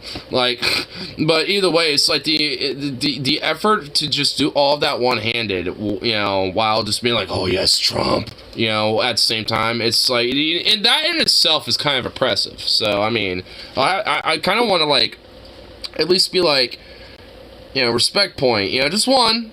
I mean, you know, there's at least like a negative 1,000 respect points, so that, like, that doesn't really say much. It's like, oh, 999 negative respect points, like, ooh, whoop-de-doo, you know, it's like, wow, what a winner we got here. You know, so it's like, it doesn't mean much, but, oh, yeah, I want to at least be there to be like, hey, a single respect point there for you. So you have, and you know, I know there's more. Boy version of Trump with a gun, playing real-life duck hunt, presumably. You have him as a superhero in a boxing ring. There's one of him playing golf. He has lasers coming out of his eyes in one of them. He's winking and giving 2 thumbs up in front of the Statue of Liberty. Nice. He's also wearing the Dow hat in one of them with the stonks going up. And then there's one of him pointing in front of the Hollywood sign, but it says Trump World. Now, there's a few more that I want to show you, but before I show you these additional ones, I just want to remind you that these are supposed to be based off of his life and career. Wait, why is there one with an astronaut? Oh, you know, maybe for the Space Force, I think. That being said, let's look at some other NFTs from him. There's one of him as an astronaut in space. I definitely remember when he went to space. I mean, I think it's meant to be, like, symbolic of the Space Force being started or something. I think it's meant to be for that, if I'm taking a guess. I mean, if these weird-ass trading cards are meant to be, like, some depiction of his life or some shit like that, like, obviously it's meant to be symbolic of something. So I'm thinking the astronaut is meant to be, like, the Space Force and shit, especially because he looks fucking swole, too, at the same time. You know, strength, space, suit, you know, like, I'm kind of thinking Space Force. Then this, I'm assuming, like, you know, because of the whole Brandon meme, like, let's go Brandon, I'm assuming something like that or something. I don't fucking know. Like, that's the only thing I could think of with this one. Car driver, a cowboy. Oh my god, there's another one. I thought that was like a priest outfit or something from a distance. As a professional race car driver. Like, you can't just, like, glance over this and just, like, oh, we gotta enhance this. Oh my god, he looks like a fucking, like, Wild West sheriff with a fucking duster, just like, meow, meow, meow, meow. It's like about ready to draw, and it's like, boom, you know, he's about ready to do, like, the fucking dust off and shit. It's just like, oh my Christ alive, dude. Oh my god. Just, wow. Dude, jeez, wow. I don't know what to say, but just like, oh my god, Jesus, and wow. Like, those are all my real true reactions, because I don't know what to say about this. This is just like, I want to, like, it's like impressive in the fact that it's just so cringe and so grifty all in one package. It's just like, wow. Like, I'm honestly kind of impressed with the cringe here and the grift. A lot of gold. So, you know, the everyday man here, he's standing on top of the earth in what appears to be a Top Gun uniform. He's holding a Is that another Space Force reference? Or just like, I conquered the world and this is my military uniform I'm going to be flexing with, you know, as a dictator. There's one of him in a boxing ring, and going to graphic 3 here, you can see that they gave him an entirely different body, and I'm just so impressed by the... Yo, what the fuck is going on here? What the fuck? Dude, he looks so weird. What the fuck? Dude, that is just so... Oh my god. Why is there a glow in his hair? Like, in comparison to everything, like, there's literally, like, a glow emanating from his head. What the fuck? These really are incredible, and I am feeling a little bit of FOMO here, but I'm gonna have to hold off, even though it is indeed tempting. Now, he released a 2-minute announcement trailer for the NFTs, and he kind of goes over how for every purchase that you make on this website, you're going to be automatically enrolled in a sweepstakes program to win either a Zoom call with Donald Trump or dinner with Donald Trump. Now, I'm just going to play a really short clip from that video. We don't need to see all of it, but... I want to see all of it. I think TJ actually did see all of it, if I remember correctly, so we're gonna find his stream. I know he did it earlier. And then even he is unimpressed with the prizes that they're offering. Watch. Here's one of the best parts. Each card comes with an automatic chance to win amazing prizes like dinner with me. I don't know. Oh my fucking god. This looks like some shit you would see at 3 a.m. on an infomercial on, like, Channel 8 or some shit, bro. Like, what the fuck? But it's what we have. It's almost like he's in disbelief that that's... Good lord. Oh my... Okay, we got it. Okay, yeah, I know what we're... Oh, yep. Oh my god. Oh my god. Oh my god. In real time, that's all that they're offering. Hilarious. Absolutely hilarious. Amazing prizes like dinner with me, excuse me. I don't know if that's... With a dinner like me. So, I see what's going on here, Mike. Uh-oh. Is that intrusive thought coming out there, buddy? So, dude, oh god, I would feel bad. Like, because honestly, like, the idea that, oh my, yeah, I don't, ugh. I retract that. I feel bad. I'm sorry. I'm sorry, Mike. I would like to hear Trump, off script, explain what an NFT is. I think that somehow he would be able to capture the stupidity of NFTs. But either way, this is great. I don't know if he would not know what the fucking NFT is. Like, that's like a non-funding, there's a non-funding toke or something, dude. He would just say something like that. A non-funding toke. It's a non-funding token. That's what it is. If he did, And it would also be hilarious if the people who bought them, like, none of them ended up winning the prizes, and this was just another effort to scam his own followers. Dude, that's what it is. Like, I mean, they might get a Zoom call, but you know it's just going to be some automated message or something like that, you know, with automated responses, or like, you know, one of those AI voices or something like that. Like, I mean, like, if anything, like, it's a grift. Like, I mean, it's like Cryptoland shit, basically. I mean, it's oh god, I can't believe that I still got that in my memory. I hope I was having that repressed, but it's like that shit where it's like, oh, we're gonna sell this like big grandiose cool thing, even though it's unimpressive because even Trump wants it. It's like, hey, it's what we got. It's what we got, ladies and gentlemen. Oh my god. Okay, you know what? Hold on. We're gonna try to find a TJ stream. We're gonna fucking see it. Okay. We get it, Mike. All right. Let's see here. Let's see how. Did he have it? Oh, sweet. They're all in chapters. Yay! It's all chaptered out. Oh my god. I think this is it. Oh, I think we found it. Oh yes, I think we have discovered it. I think it has been discovered. Alright, hell. Come on. Be friendly with me. There we go. Alright, get to the chapter, y'all. Yeah, yes. We have found it. Yes. Oh my god. Was sexualized in media, so we finally achieved true equality. Good. True equality right here, ladies and gentlemen. Hello, everyone. This is Donald Trump. Hopefully your favorite president of all time. Better. Amen. Hopefully your favorite president of all time. Let me just tell you, yes. Yeah, honestly, I know somebody from work that has an unironic Trump card in his wallet. I don't know if he has it anymore, but I'm pretty sure he still does. And I have a weird feeling that he probably was curious about investing into something like this, possibly. You know what? I kind of want to ask about this. Like, you heard about, like, Trump's NFT thing? You know, I just want to, just out of curiosity, I'm just like, I don't know, I just kind of thought it, you know, I just, like, just to hear what he says first and, you know, see what his reaction is. And honestly, I'm probably just going to think, I thought it was kind of silly. It just kind of seems, at this point, kind of a grift almost at this point, don't it? You know, like, and just kind of see what he says, I guess, because, honestly, like, I mean,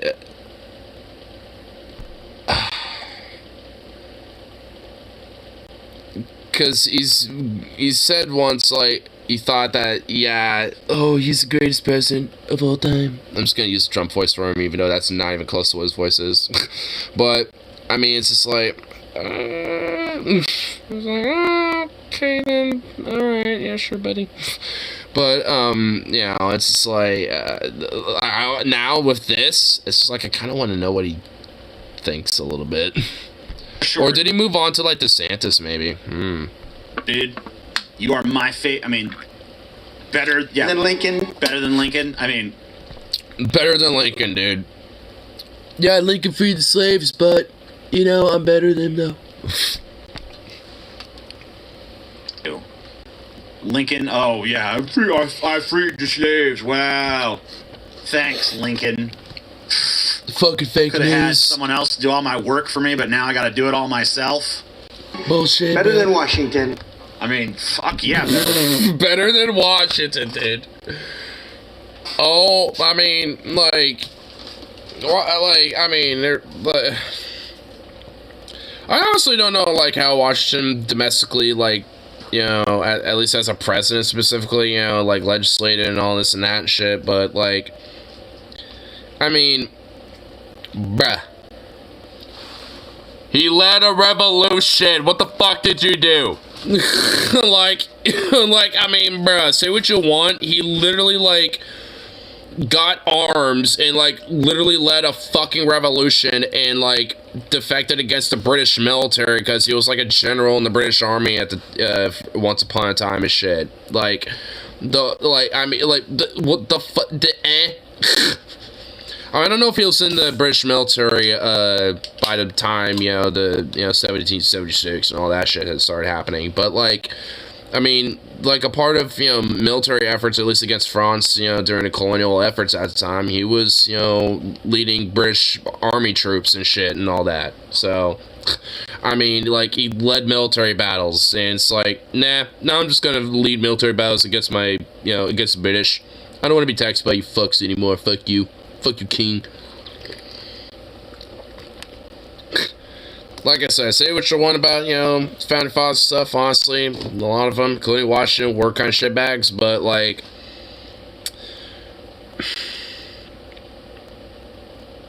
I'm pretty sure they're at least a little bit better than you there, buddy. I'm pretty sure they're a little bit better than you, Orange Man. I mean, not just, like, one deck, like, at least, like, a little bit. They're not, like, way up here where they're at least, kind of on the neutral level. I mean, they're more closer to it. But, it's like, about... There's a decent amount of length between you and those motherfuckers, okay? Just saying. And honestly, Benjamin Franklin's, like, and Thomas Paine, like, maybe one or two others, like, the only ones I'd probably put as, like, actually relatively good. Because T-Pain, like, he's actually was legit pretty based. He was kind of like a proto-socialist for his time. And Benjamin Franklin, well, I mean, dude, he had that dog in him, bro. Dude, he slayed that poontang, like no other. Like, he was a man's man, son. And he was kind of like a portly fella and a balding fella, but he didn't give a fuck. In fact, like, when he was in France and shit, like, he was very fond of furred hats. And a lot of the French women really loved his fur hats for some reason, and that was basically like a easy way of just like, getting in with the French. In fact, that's kind of partly how we got some of the diplomacy with the French at the time during the Revolutionary War, was because Ben Franklin literally hooked us up with a little bit of that French poontang. So Ben Franklin is actually kind of based. And actually legit, like, an innovator type of guy, like, and discovered, some stuff, and was actually kind of like a scientific, dude as well. So, I mean, he actually had, like, some other cool shit going for him. And he had his flaws, but he was also a major fucking prankster. Benjamin Franklin was known as a major prankster. Like, it's like, honestly, I love Benjamin Franklin, dude. He is awesome. Like, I mean, maybe politically and philosophically there might have been some flaws and stuff, but, like, as a person, as a human being, oh my god, I love him, dude. And he's got the best bill of all, the 100, dude. The Benji. He solidified himself, like, I mean, like, see, that's, like, I love him. I mean, honestly, like, flaws and all, honestly, flaws and all, I just love that guy. He's just a great man. He's just awesome. He was the latest man. He wined to dine the women's in Europe. Yep. Except the British. Well, I'm sure he did the British, too, to be like, hey, you got any information?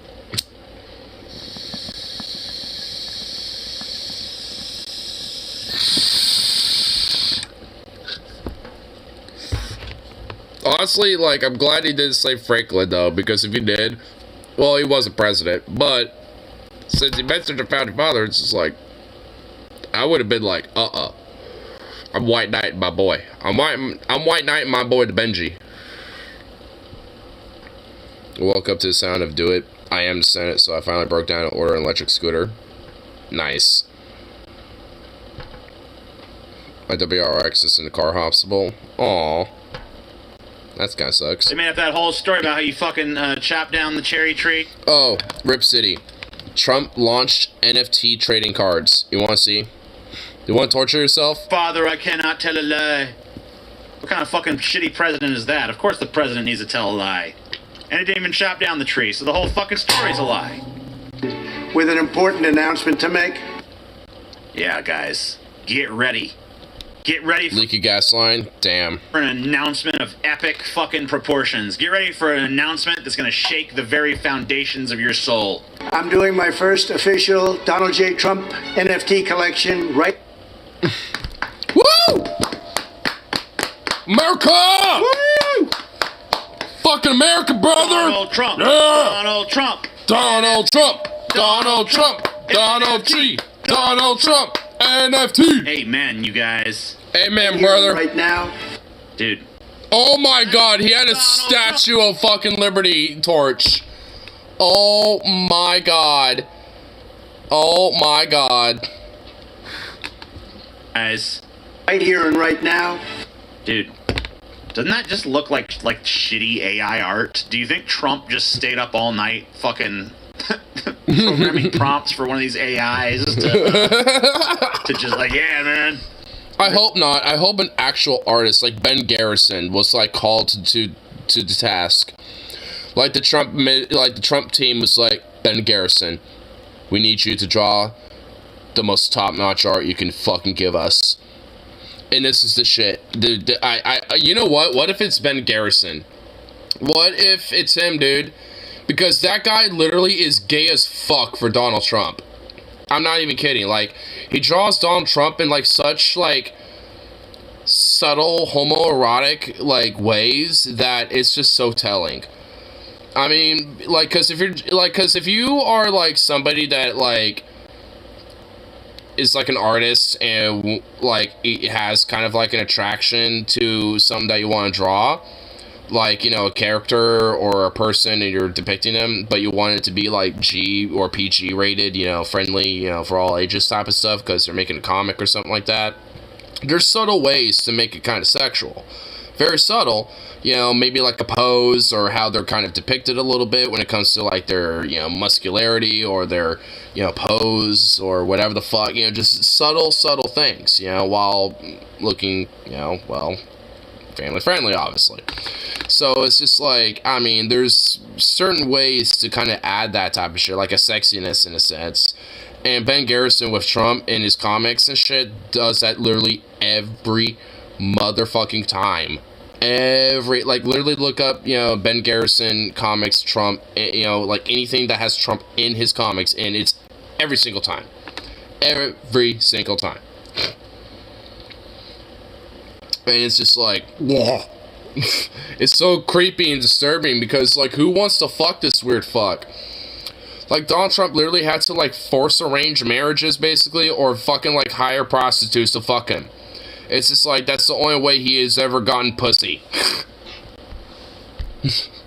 Called Trump Digital Trading Cards. These CollectTrumpCards.com. Trump Digital Trading Cards. He said that in such a robotic voice, it makes me think he's an AI, dude. This web address. Dare I fucking venture? Alright, we're trying to load it. These cards feature some of the really incredible artwork pertaining to my life and my career. It's been very exciting. Is this really happening, you guys? Firebrand gave $5. Says one of my favorite episodes of DFF was Trump versus George Washington. Yeah, that was pretty funny. You can collect your Trump digital cards just like a baseball card or other collectibles. Here's... Yes. Amen. Amen, brother. CollectTrumpCards.com. The demand is so fucking powerful.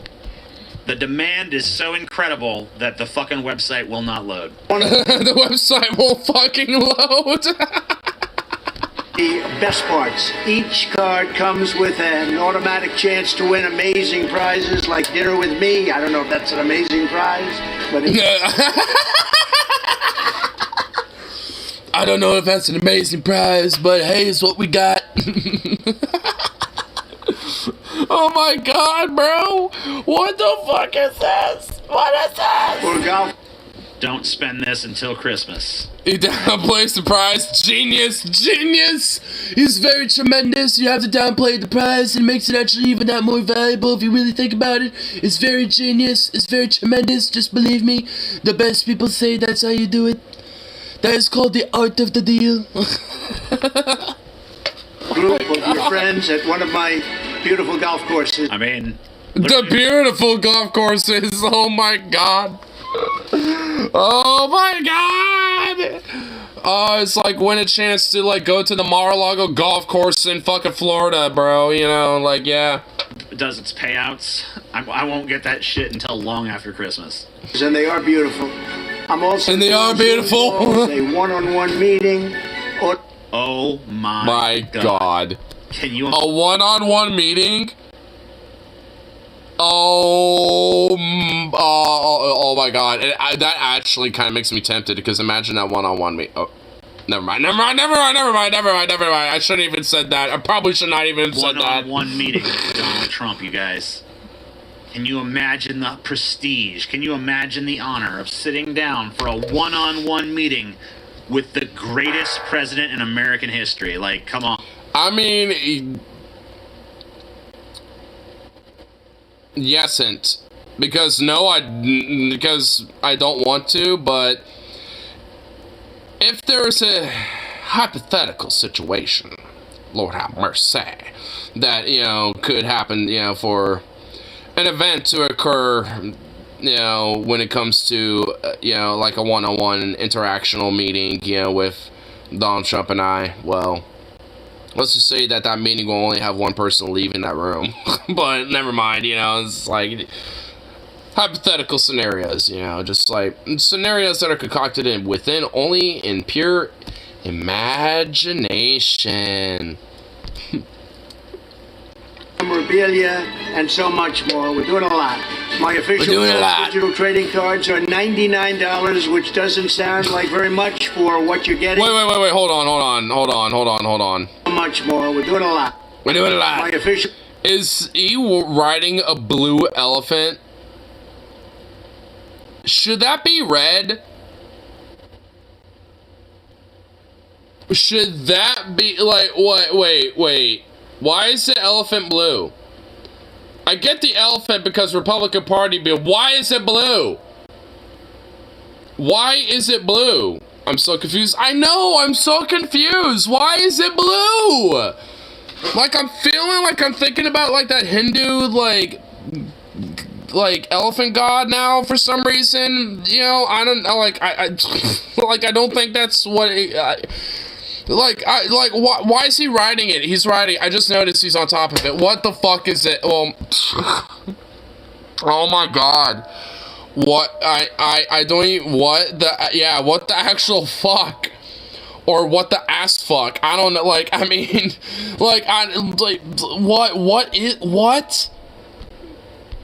Trading cards are $99, which doesn't sound like very much for what you're getting. Buy one and you will join a very exclusive community. It's my community.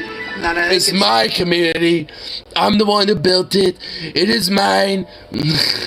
Thing you're going to like, and you're going to like it a lot. They also... It's something you're going to like, and you will like it a lot. It's like, jeez. And it's something you're gonna like, and you're gonna like it. Honestly, I'm noticing, like, he still has his mannerisms, but there's a raspiness to it. Like, he's starting to get like that, I'm kind of like, a rambly drunk uncle that just rambles about weird conspiracies and nonsense, that smokes, a carton of cigarettes a day. But I'm actually, realistically, your aunt. I smoke a carton of cigarettes since I was 15, and I'm your auntie. How's it going, sweetheart?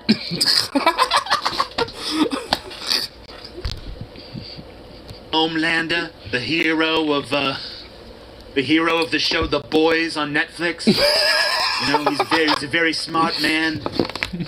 A tremendous man. Very sweet emotionally man. Stable. Very emotionally stable. Portraying him. Here I am. Dude, in that show The Boys, Homelander literally, never mind. It's actually kind of fucked up if you think about it, but that's why I love The Boys, because, I'll describe the start of it.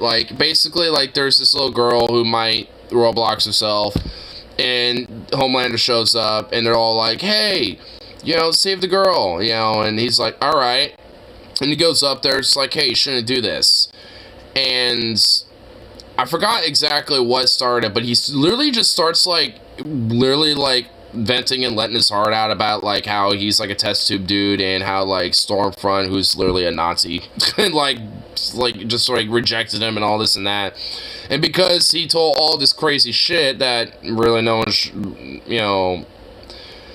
at least to him no one should ever know, he's like, oh, you know this stuff, actually do it. And like literally it's again, he literally it's fucked. It like Homelander is fucked.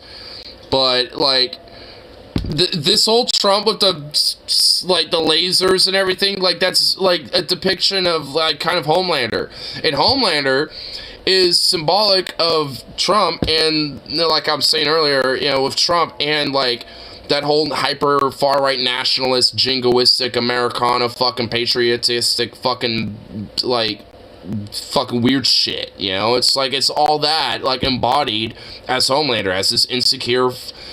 Far right, and you know, like extremist, you know, American jingoistic nationalists, basically. I mean, that's just, and a lot of that is Trump, you know. So it's like, and it's like it's getting meta, dude. This is getting fucking whack. This is like meta, and it's kind of freaking me out. It's like, why is Trump depicting himself as fucking Homelander from The Boys when that is meant to depict him in not a pretty light, but he's depicting it in a pretty... Oh my god, dude, this is getting whack. Oh my god, dude, why? This is reality now. Is Biden again doing NFT trading card next? No, because he's like... As much of a goofball Biden can be sometimes, he's not this bad. Like, I mean... He's not this bad. He just isn't. Here I am destroying their cities, burning them to the ground. It's a beautiful thing. To make perfect gifts. So you can buy them with your credit card or crypto. All you need is an email address. With your credit card or crypto. Dude, the way you said crypto. Crypto. Hold on, we gotta hear it again. Card or crypto, all you need. Crypto. Dude, the way he fucking says crypto, dude. Crypto. Address. Go to collecttrumpcards.com and buy. How is it a great... Which apparently crashed because too many people were on it. It's literally, you can't even... It's not even a physical thing. Like, you can't even... Did it cringe Animal Crossing skins? Well, not just him, but Kamala Harris. Like... Honestly, like, that was basically, like, his team, like, his campaign team at the time. Which a lot of them were probably, you know, adjacent or directly, former, Hillary Clinton, campaign team members, you know, from back in 2016. So, it was probably just their way of, like, Pokemon going to the polls, but making it a little bit more palatable. And not really making a big spectacle of it either. Like, if you notice the difference with the Pokemon Go to the polls shit in comparison to that, is that they kind of slid it in. They didn't really make a big fat announcement or some shit. It wasn't really mentioned. It was just kind of like, it was just kind of put in there. It's like, hey, this is the thing, here you go. And then they just, like, fucked off of it. Like, I mean, it was mentioned once because people kind of caught whiff of it and looked and went like, oh god, look at this. You know, people caught whiff of it. But it didn't really go far. Like, I mean, it was there, and then people just kind of stopped giving a fuck. Because it wasn't a whole, like, Pokemon go to the polls! How do you do, fellow kids? It wasn't, you know, like, they adapted a little bit. Which, you know, I'm not trying to, like, you know, excuse it. It's still cringe, and it was still, like, bleh. And it was still, how do you do, fellow kids? But... it was still that, but they learned. They were like, let's not make a big thing out of this. Let's just kind of put it there and just, like, leave it alone. You know, if people take it, they take it. If they don't, they don't. You know, and that's kind of how they went with it. Which, thank fuck, honestly. Like, the idea of them trying to, like, make some big-ass, like, weird campaign about that. And, oh no.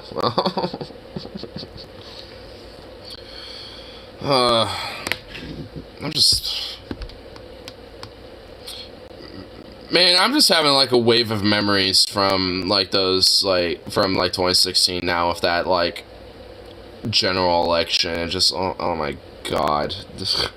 That whole Pokemon Go to the polls was not the only thing that was just so bad. Just, oh my god. Honestly, there was everything about that election was just fucked. It was just so fucked.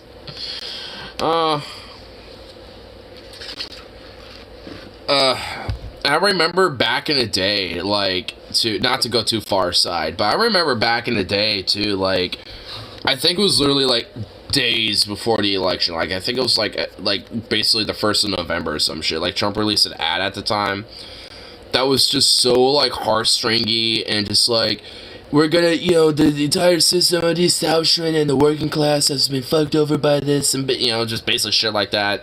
And even I looked at that and I was like, God damn, this is actually, like, uh-oh. Like, because I kind of had, I kind of knew what was kind of coming a little bit. I just was like, didn't really know how bad it was gonna be, yet. But I was just like, oh, fuck, that's this, uh-oh. And, man, if only we really knew. If only we knew, dude. Oh, man. Because, holy shit. Man, the timeline's been jank ever since. And honestly, I feel like the timeline would have been jank no matter what, but, like... oh my... We picked the worst jank. Like, we could have had, like, mild jankness, but no, we chose, like, the worst amount of jank. It's like, fuck me, dude. No. It's like, who needs insanity when, like, reality is just kind of went that way for you? It's like, fuck. Are your Trump digital trading cards right now before they are all gone? And I mean, see, like, Trump trading card, like, I'm reminded that exists, even though I'm looking at it. It's just like, who needs to be insane when that's reality? It's just like, God damn it. This is my first official Trump trading card NFT collection. That is astonishing, Mr. President. Thank you so much for that. Thank you. God bless you, sir. God bless you, President. It's going to be so wonderful. Oh, amazing content. And you get a chance to meet me. Go to collecttrumpcards.com right now. And remember, Christmas is coming, and this makes a great Christmas gift. Nope. I almost burnt my eye. Fuck. Trump is almost making me do self-harm unintentionally. I'm not trying to. But ow. I almost hurt my eyeball. Like, who make a great Christmas gift.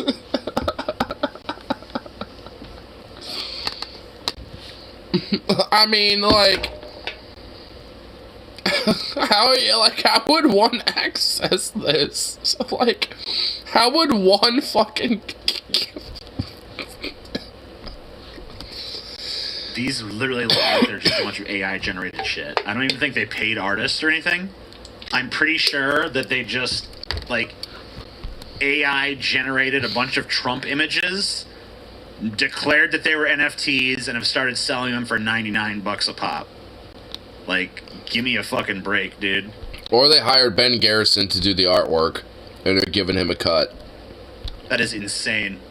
No purchase necessary. Void where prohibited. What? Void where permitted? Wait, what was that? No purchase necessary. Okay. Void where prohibited.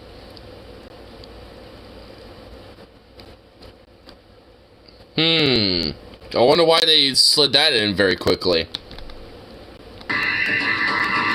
Wow, Mega Trump. What a hero. What a fucking hero, man. God bless America, sir. What an all-American hero. Yeah. Yep, God bless America. Yeah, it's crazy. A crash? Oh, for the F-35? Hey, I've always talked about how, like, the F-35 program is literally a boondoggle in a fucking, like, basically a money laundering, for-profit money laundering scheme from the military-industrial complex. Guess what? We have an example of one. And by the way, there was not, literally earlier this year, there was another example of an F-35 that crashed on an aircraft carrier and shit. Like, I think it was earlier this year. If not, like, it was sometime last year. Like, the F-35 is such a fucking piece of shit, dude. Like, honestly, like, I mean, here's, all we get is just a nice example right here. Look at this piece of shit.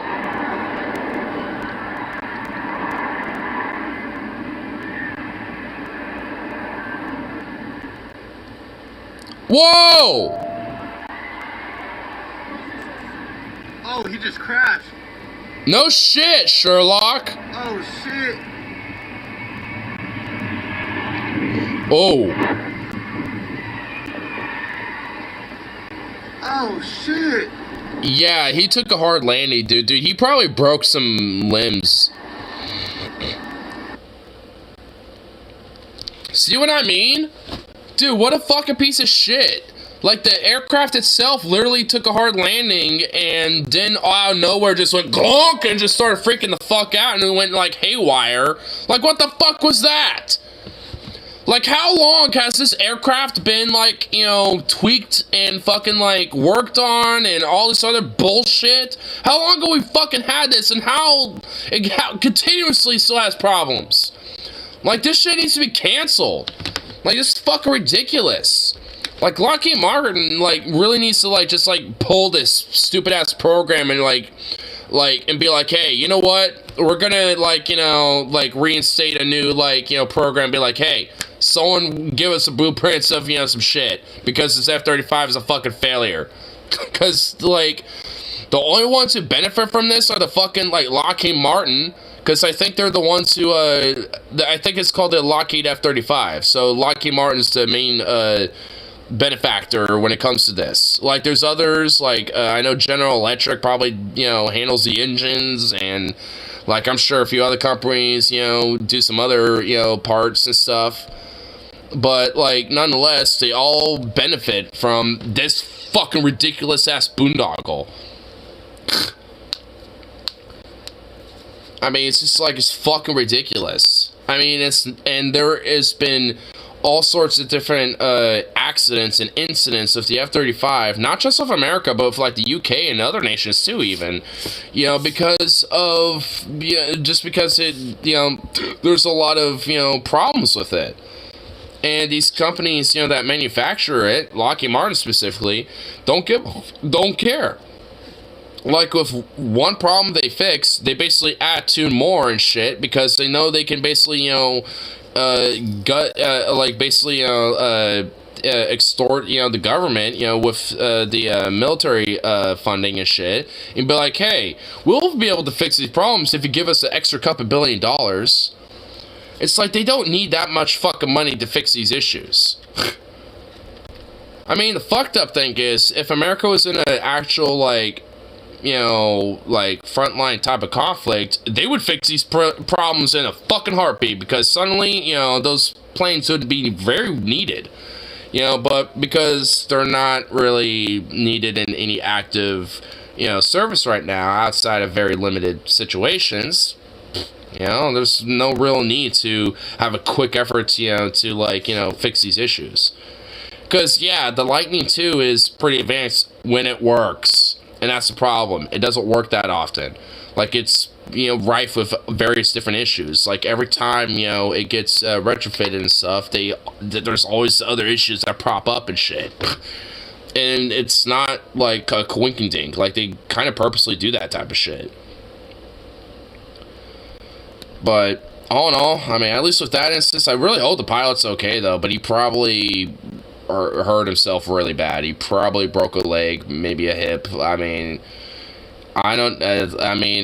there's a possibility that it might not be able to fly, because honestly, from what I understand, I actually had or have a family member who's a retired Air Force from my dad's side, and he basically, from what I understand, it's like, and I've heard it before too from other people and from, like, YouTube channels as well, too, where basically, like, there's kind of a limit on how many times you can eject, basically, because even ejecting itself, because of the sheer velocity and the force of you, like, you know, like, launching up like that kind of fucks your back up really badly. And as a way to basically not destroy your back, basically, they limit it to 2 ejections, you know, when it comes to a pilot. So that includes, you know, domestic, you know, flights and combat flights. And if you have more than that, then it's kind of liable to your health to be flying at that point. You know, because if you have to eject again, that would, you know, in your older age, really be bad. You know, especially when it comes to back issues and shit. Like, so essentially there's kind of like a limit on how many times, you know, a pilot could kind of eject a little bit, so they don't want to do that. Like, it's kind of like if you, like, can't take control of your aircraft, or you think it's about to, like, you know, like, you feel like it's absolutely necessary, that's when they, like, you know, say do it. Especially, like, if you take a hit or some shit. Obviously, if you're about to go down, obviously eject.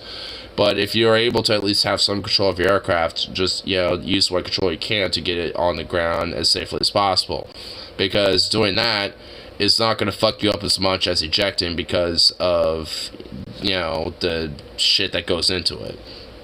I mean, they have made it safer now in comparison to older tech at this point. But, I mean, obviously, you know, it's not perfect. And especially with the F-35, if anything, it seems like they kind of have some problems with the ejection system in that too, a little bit, from the looks of it.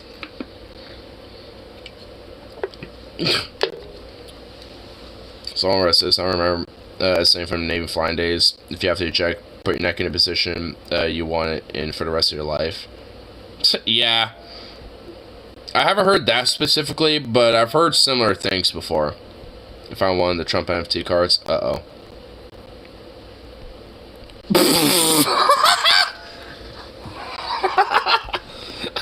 Oh my god. I mean, I wish, but... You know what? I'm downloading this. I'm saving this right now. I'm saving this right the fuck now. Download it. Yes, download that bitch right now. Oh my god, that is fucking beautiful. That is beautiful. That, oh my god. Wait, oh, I saw this other link too.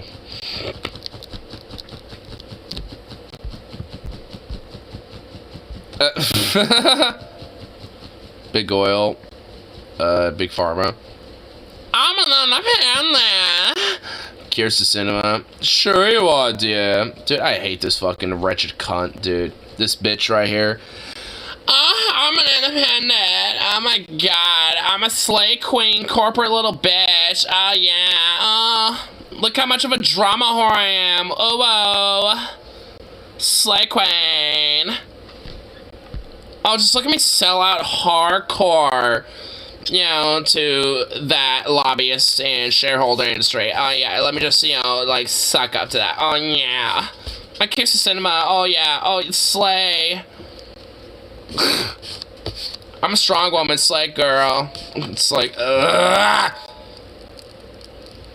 Dude, I hate the fact that basically she was like, I was literally, unironically, quite literally sexually harassed because a few protesters followed me in the bathroom once. It's like, yeah, like, there's this, like, a group of 5 people, and, like, 3 of them were women, and the women followed you in, but, like, the dudes, like, hung out outside and kind of yelled some stuff through the door. Like, I mean, like, it's like, fuck off. And also, she went in the bathroom and flushed the toilet within, like, 10 seconds of entering it. It's like, no one pisses or shits that fast. It's just like, you're just doing that to drown out their noise and hope they go away. It's like... It's like, God, what a wretch. Cinema is Pelosi, but even more insufferable.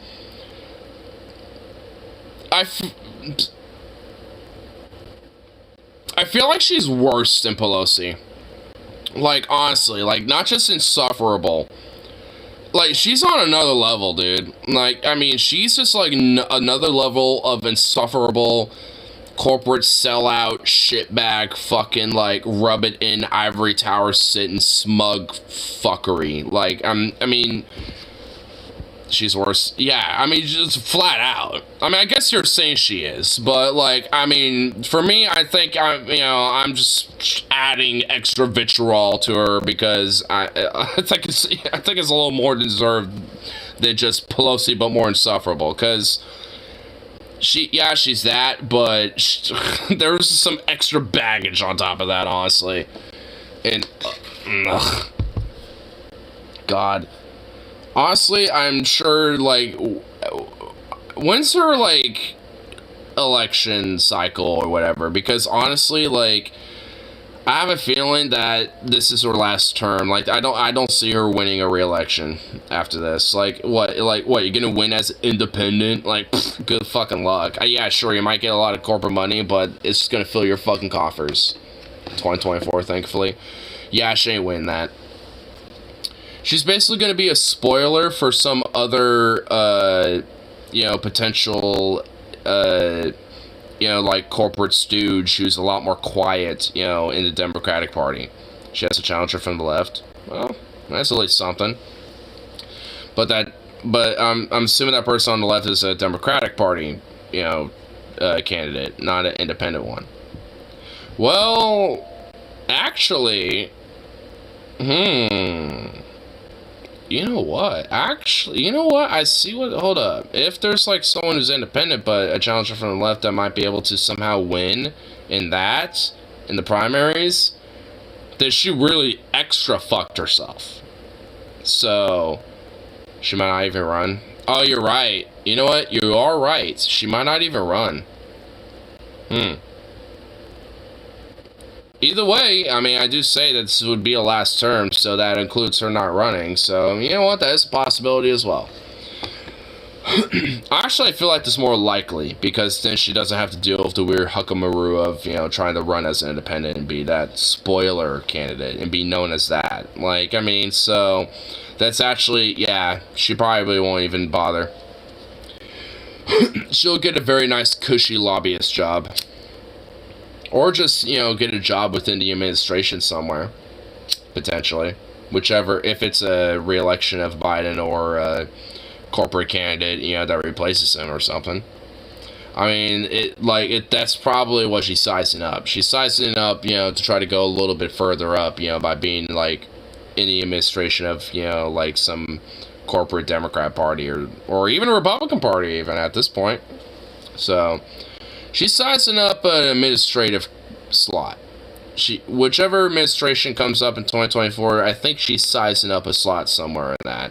Because she don't give a fuck. Like, she's willing to, like, be somewhere in administration with, DOR. Because she don't care. She's about that corporate money. So, she's definitely going to, whoever's on the Republican side, I guess depending on who it is. Like, if it's DeSantis, yeah, she will most certainly, probably be like, hey, can I have a spot? And he might be like, no. Or be like, well, you did leave the Democratic Party and left the left and all this stuff and been more friendly to the corporations and, corporate benefits. So, I might give you a little token, administrative slot, like, somewhere, or something. Like, he might do something a little soft, to be like, let me see how willing you're gonna play ball with me. And, so, I don't know.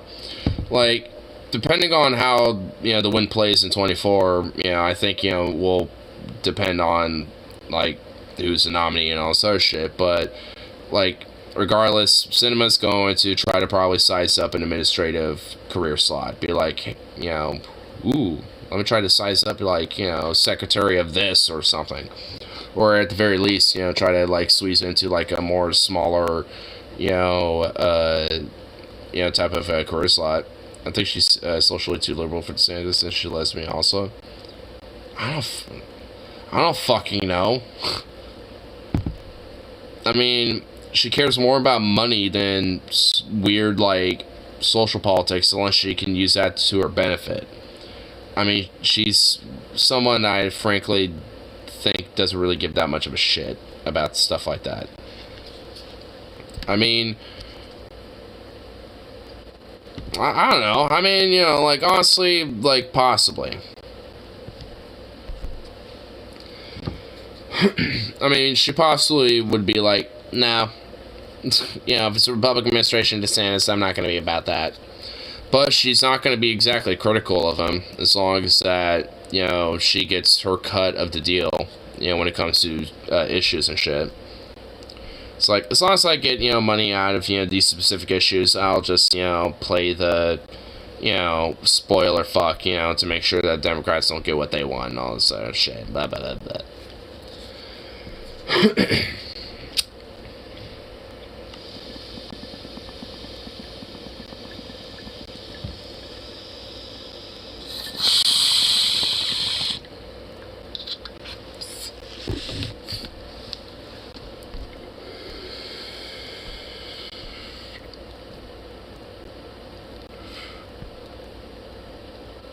I don't even think buying, like, Cinnamon. I think she wants to be a lobbyist for pharma. I mean, it's very likely. I mean, honestly, all of it's just speculation. I don't really know exactly what the fuck she's gonna do. But I know this is gonna be her last term, and whatever she does here is just gonna be nothing but bumping up her career path. I definitely feel like it's, still likely to try to maybe, like, cozy up to, like, an administrative position, but I mean, at the end of the day, who really fucking knows? I mean, it's very possible that, she just end up being just like some lobbyist, that gets a nice, very cushy job that makes a little bit more income and all sorts of shit. Like, I mean, very likely she just does that. But, I mean, at the same time, it's likely she might, do something else too, but I don't know. Either way, she's a corporate shitbag, and fuck her. So, she's annoying.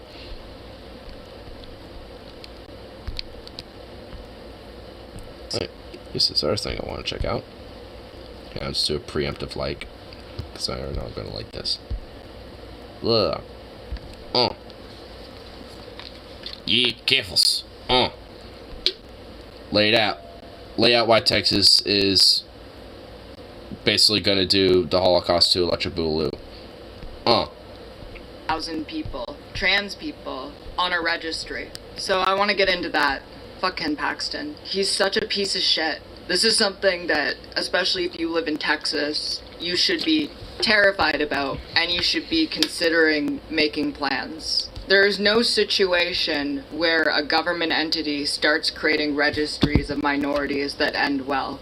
Yeah, no, Texas and Florida governments suck. A lot of people are going to die. People have already died. In states specifically where anti-trans legislation has gone through, and as I said earlier, like when I was on a stream with Matt Binder, our community is small, and we don't have a lot of resources. But we have each other, and we need to stick together through this, and we need to help each other out. Because let's be honest, this is a fucking terrifying thing to happen. If we just like say it out loud, this is what will happen. When you make these lists, if you're in Texas and you can get out, you should. I can't tell how long things are going to be safe there. No point in history has this shit ever had a positive outcome. This is the inevitable result. Oh, this is getting deep. Fuck quick, Jesus. Of the groomer rhetoric. Once you are able to convince large swaths of the population that a minority group is all pedophiles, things get violent very fast. And they already have. We've already seen where this is headed.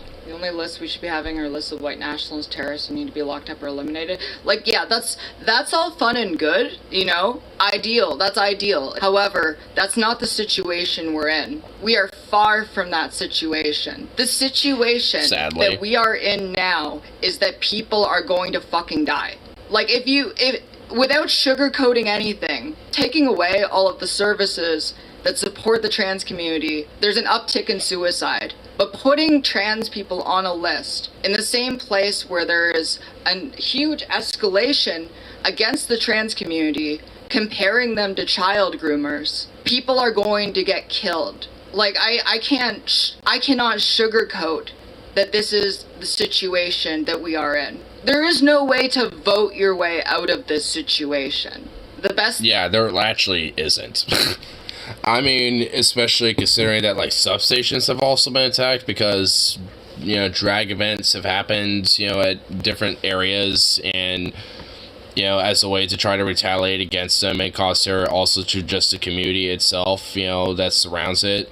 They will attack, there's been attacks on substations, including here in my local area, and including in, I think it was North Carolina, I believe. like in Moore County, and it also happened out here in Clackamas County too. It actually, honestly, I think if I remember correctly, the Portland subreddit like said, hey, there was kind of like a big boom and stuff like that, and I think I remember that the Portland subreddit had like this little like mushroom cloud thing being like, you know, kind of memeing on a little bit because there's like an explosion, we heard it and all this shit. Now that I think about it, I think that might have been a substation that got attacked. Now that, you know, all things considered, I don't know exactly where it was, you know, directly, but like it probably could have been one of those things, and luckily there's honestly a lot of them around here, so it's just like, I mean, you know, so I don't know if it actually had a direct impact to the local power structure here. I mean, I never noticed it, obviously, so I'm assuming not, but like either way, there has been attempts even up here, and you can't just like, you know, like have guards at these places, you know, like, I mean, like, because that's like way too many resources that would go into trying to do that. They'd just be impossible. So it's just like, what do you do about that, you know? It's like, and also, you don't even necessarily have to be next to these substations either. Like, if you're, you know, someone who's a good shot and has got a good scope, like, you could be, like, within hundreds of feet, like 500 something feet from that thing, and lay a few rounds on a substation, and then, you know, but it's like you're so far away from it that, you know, no one's even, like, if there's cameras on that substation, they're not going to see anything outside of it going fucking haywire because it's getting shot at, you know? It's like, I mean, so who the fuck's going to know? And that's the really freaky part of it, and that's kind of the whole terror element of it. And that's kind of the main point of why these far-right, you know, crazy fascists do this shit. And that's why Evils ain't sugarcoating it. Because, you know, I mean, that's some of the more, like, non-lethal ways, I guess. You know, well, even then it can be very lethal because there's, you know, people that need the power to obviously rely on staying warm, or when it comes to, like, medical needs and shit, when it comes to, like, you know, life-saving, you know, equipment that they need to rely on, shit like that. I mean, it's just like, you know, I mean, it can be, but in a lot of ways, at least, you know, when it, you know, comes down to just, like, you know, attacking infrastructure versus individuals, I mean, like, one's, I guess, not lethal in comparison to the other one being so. But either way, both of them are. One's just directly and the other one isn't. I mean, that's kind of the direct issue. And luckily, at least a lot of states have, if, you know, someone were to damage or attack a substation and somebody were to die directly as the causation of that, you know, then that would also be considered a murder charge. So, and I know at least in North Carolina, and at least where Moore County is, which I'm pretty sure is North Carolina. It's one of the Carolinas, but I'm pretty sure it's the North one. But, like with that one, it's just like, you know, like, if people were to die, which I'm, frankly, at least when it came to the power outage, I wouldn't be surprised if there was at least one or two. And, you know, if it was directly a causation that can be proven, then, yeah.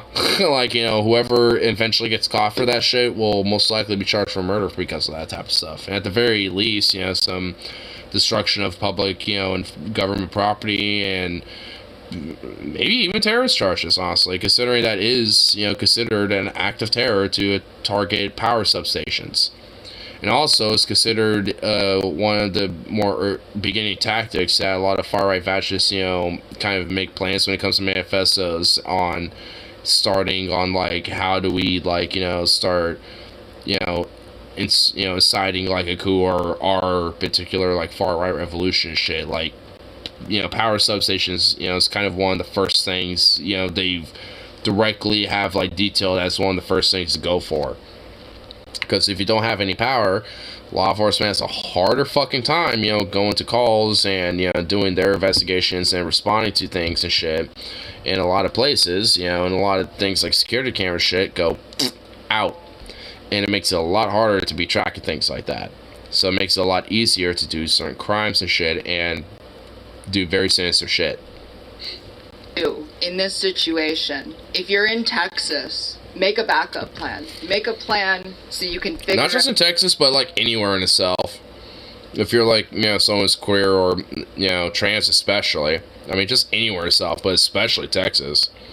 Because, I mean, honestly, what she's specifically talking about here is the Attorney General literally is like one order of like, we want a registry of like, anyone who is like trans, within the state of Texas. And it's like pretty much very minimal, real, like, explanation. They just want it. And it's like, the fuck you want that for, huh? It's like, and the only real explanation could be for is to, well, detain them, lock them up, or to make their information publicly known, and and start criminalizing their existence, and thus, in a way, kind of, tacitly allow vigilantism against, against these type of people that might be living, in the state and shit. So there's a lot of dark implications when it comes to being like, we want a trans registry in the state of Texas. So like, that don't sound sinister at all. Texas. Do what you can to help them. Another thing, and I'm planning on writing up a document and putting out a segment about this. A lot of people, even people in this community, have fucking terrible infosec. And you need to actually take infosec seriously. Because having bad infosec in the current political climate that we are in could actually get you killed. Infosec, information security. If you have good infosec, it's harder to dox you. It's harder to SWAT you.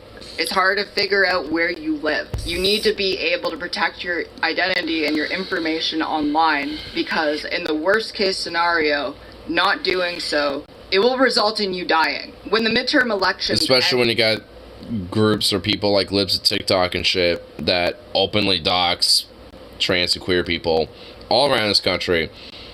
And are, because speech and all this other bullshit, are just able to get away with it. So, yeah. I mean, honestly, I would, like, at least a part of the whole security part of it is just like, at least having some form of self-defense, including, well, maybe a boomstick even. It's like, could, at least that's a, in more immediate security, at least until, like, you're able to, like, execute a pack-up and get the fuck out of these places. Could really legitimately like, sadly, because of, the predicament for a lot of trans and queer people, especially trans people in Texas, could be literally a whole life or death thing, because at least, like, because Texas is so backwards, they have laws about, like, you're legally allowed to, like, roadblock somebody that is, like, intruding in your home and shit like that. So at least, there can be laws, hypothetically at least, that can protect, or at least, that are on the books that, can protect you in those type of instances and shit. Because it's sadly, it is like kind of a fucking life and death thing for a lot of trans folk and shit. And queer people too. And unfortunately, a lot of other, people who aren't queer and aren't trans, who happen to just be in these spaces and, be a part of the community because they support and, don't mind these people and, interact with them and shit. Like with Club Q, like, like, it was a straight, like, ex-fucking, like, Marine vet and shit. Well, I guess not ex-Marine, because once a Marine, always Marine, that's one of their mottos. So it's like, you have a Marine veteran and someone who was a trans person that stopped the shooter and shit, so, and there was, like, in fact, like, half the people there weren't even, like, queer and shit. And some of the victims weren't. So it's like, I mean, people who aren't queer, will get harmed in this type of shit. And that's the, like a part of the whole, like, terror element that the far right, does when it comes to, expanding this type of rhetoric, especially when it comes to, this whole child groomer rhetoric. Be the end of trans rhetoric, right? I thought that, okay, this is just an election talking point. But Elon Musk buying Twitter, and one of the sole reasons being because he was mad about censorship of anti-trans sentiment, cozying up to libs of TikTok, and Babylon Bee, putting out Q conspiracy theories on his Twitter, forcing the former head of Trust and Safety to flee their home after Elon pedo-jacketed him. And also, like, Elon, at least temporarily, was buddy-buddy with Kanye as well. But then, you know, they had a falling out, so it's just like, you know, free speech Elon basically calling up with the far-right extremists and shit, and these, you know, and these people who basically want to silence and fucking eradicate, like, you know, different voices and different, you know, like, communities and shit because, oh, they think they're degenerate and undesirable and all this other shit.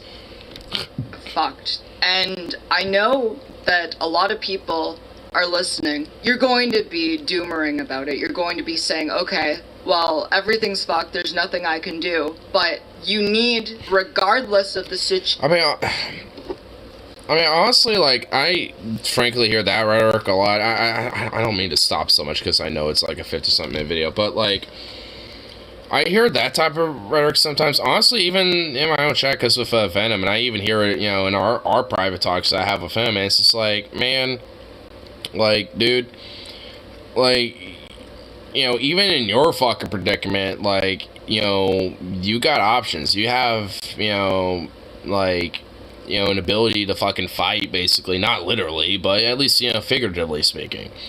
And it's just like, I mean, you know, and with that, you know, comes, you know, times where opportunities will, you know, seed itself. And it's like, and maybe it's not going to happen now. It might not happen months from now. It might not happen even, you know, within a year. But, you know, it's just like, you know, when it comes to at least, you know, I guess the whole dimmer thing of like, oh, I'm just fucked.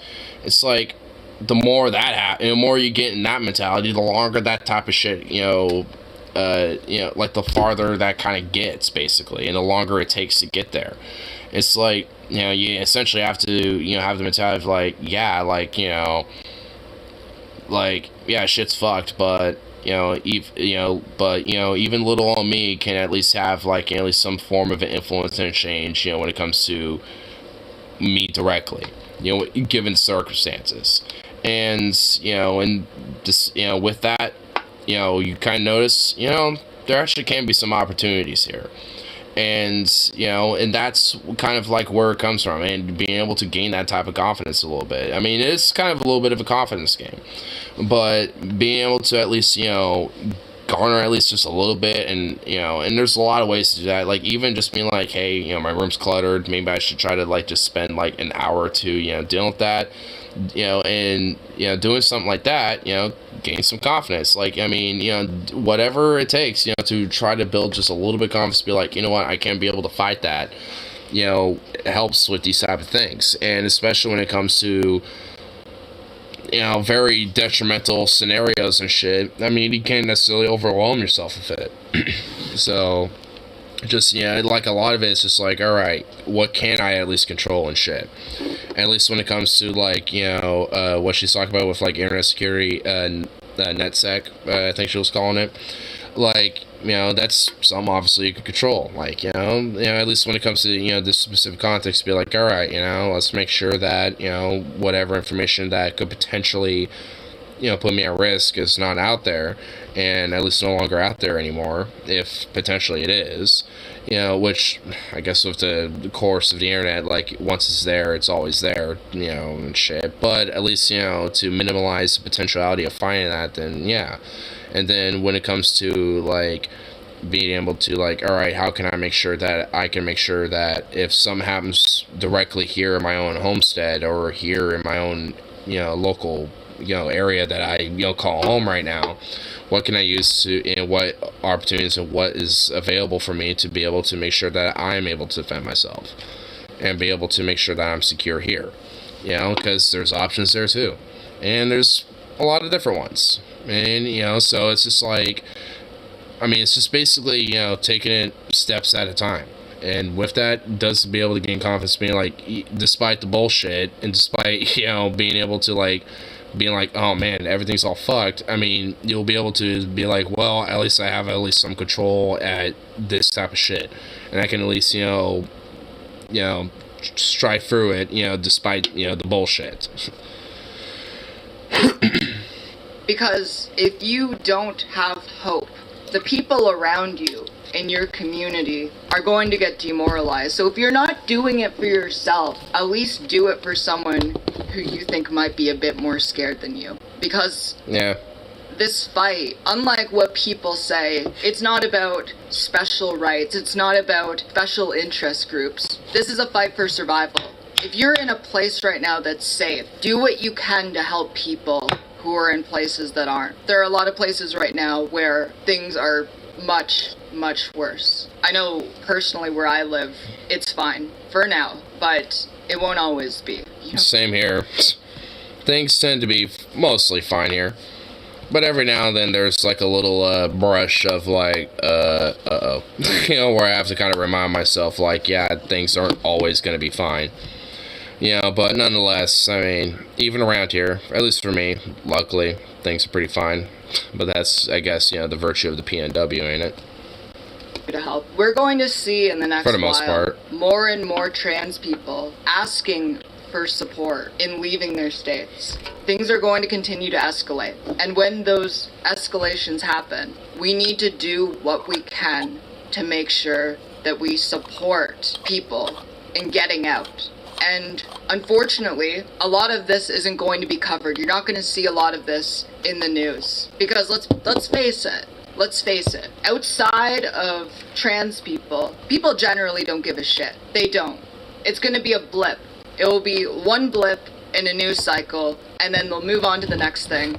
Meanwhile, this is still going to be an ongoing thing that will continuously escalate and get worse. The only way that we can move forward, because I haven't seen, if I'm being honest about the situation, if I'm being completely honest about the situation, I don't think that this is a winning fight. It's not looking good. And I've always tried to be optimistic, but at this point, I think what we need to do is make sure that we support as many people as possible and do as much damage control as possible. They already pre-filed the bills. You're right. They're planning shit, because that's the thing. The right in the United States today is a massive, well-oiled machine. They have billions of dollars at their disposal. They have tens of millions of people that support them. Meanwhile, our community... I mean, honestly, at least when it comes to the Republican Party, a lot of it's, you know, funded by a lot of different think tanks and shit, you know, when it comes to, like, more ideological, like, gains and shit. When it comes to, like, the Federalist Society, or, like, when it comes to the Koch Foundation and shit. Like, I mean, a lot of these, you know, different organizations, you know, have a very specific, you know, agenda when it comes to pushing, you know, like, legislation and policy. And right now, especially when it comes to the Federalist Society, a lot of them are basically, you know, upholding this very, like, hyper, you know, theocratic, you know, based type of idea, and, you know, socially conservative idea of, like, oh, well, you know, there needs to be, you know, more of a, like, you know, tradcon, you know, traditionalist, like, constitutionalist idea of the rule of law. And with that, you know, comes with, you know, like, you know, basically just, like, this bent on, like, you know, with ideas like the state legislature theory, and with ideas like, you know, when it comes to things like even, like, blasphemy laws and shit, or, you know, like, degeneracy laws, you know, like, when it comes to, like, criminalizing, you know, gay marriage, or abortion even, or all these other ideas and shit that have been very prominent. Like, I mean, these are, you know, it's all very specific, and there's a lot of fucking money that goes into, you know, funding this type of shit, which is why it gets spread so fucking easily. I mean, it's not really much of a coincidence why, you know, that happens, because it's very easy to, you know, take people's, you know, impulsive reactions emotionally and manipulate that into, you know, a sense of, like, scapegoating an entire fucking group and saying they're the actual real problems, you know, to the issues that you're feeling right now, whether it's social, economic, or when it comes to just, like, cultural issues.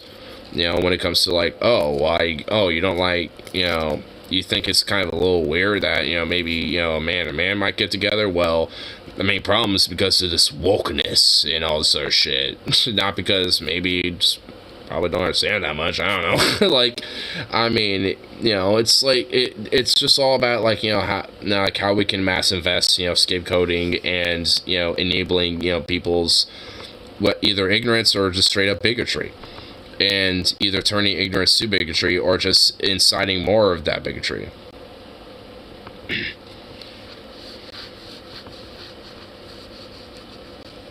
Just square squeewee, squeewee. I'll check it out after finish this little video up.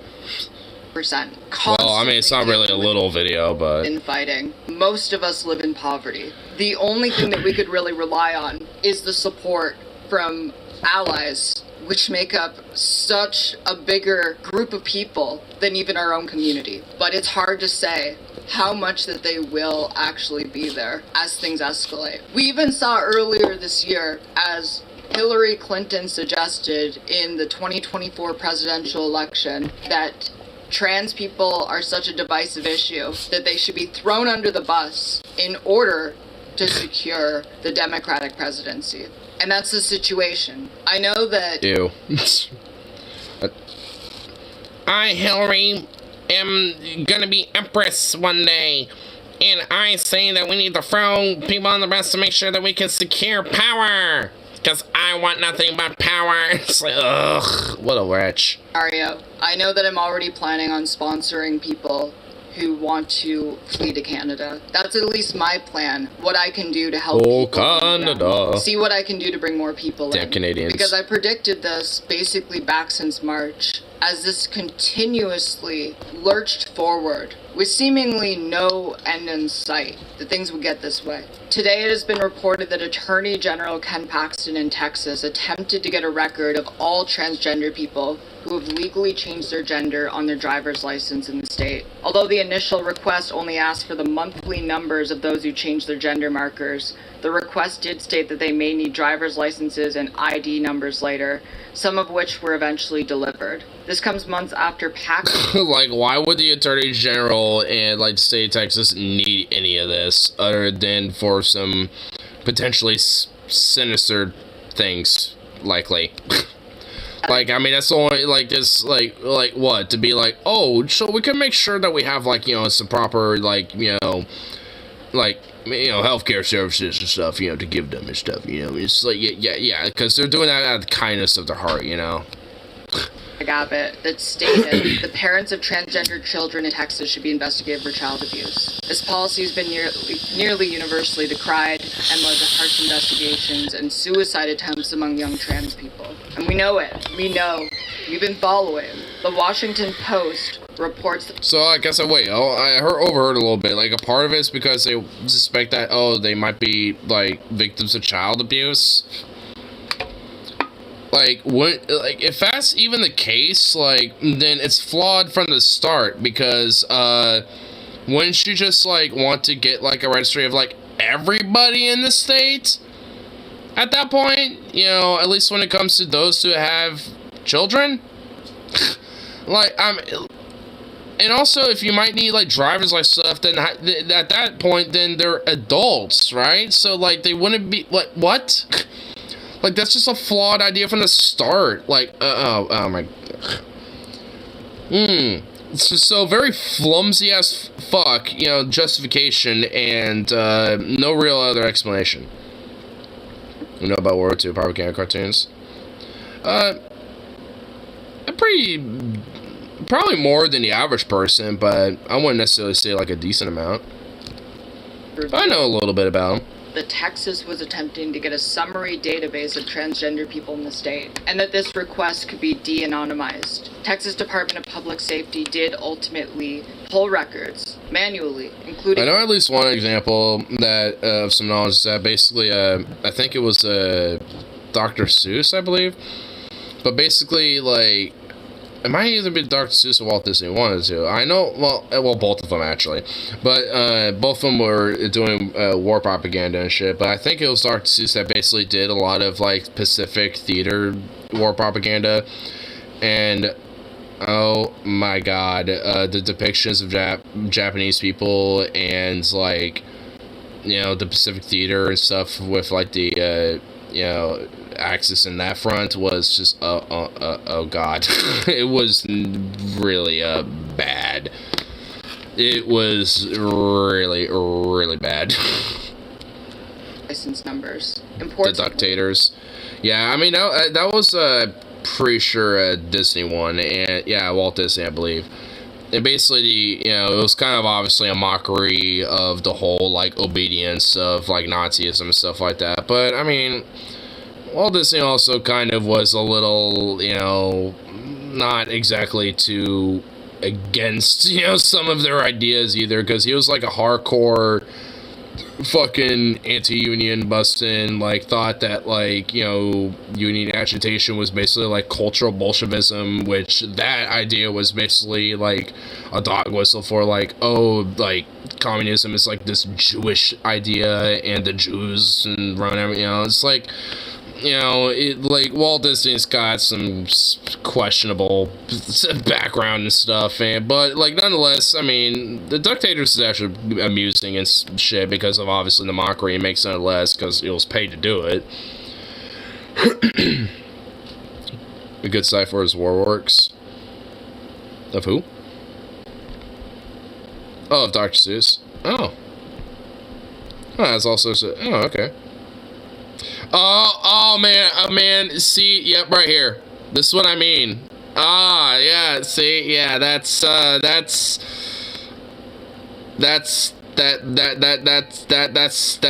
bad. Yeah, wipe that sneer off his face. War savings bonds and buy war savings. Like, what? No, dude, that's what I mean. See, that's what I mean. Like, it's just like, bruh, you know, it's like a big bruh moment, you know? It's like, it's just to buy fucking war bonds. It's like, yo, let's have a hardcore racist depiction, so buy some war bonds. Because that guy is a thing, I guess, apparently. Yeah, oof, yeah, see what I mean? I told you, when I said it was bad, it was bad. Like, I meant it. It was bad. Like, really, really bad. It was, yeah, really bad. And what the fuck was it? Get out of here. Okay. Wait, what's this? Yo, social strike. Wait, what? Huh? Reactionary wrecking crew of Congress. And what? Okay. We're just going to knock out the unnecessary floor design by FD. Okay. Oh, I see what's going on here.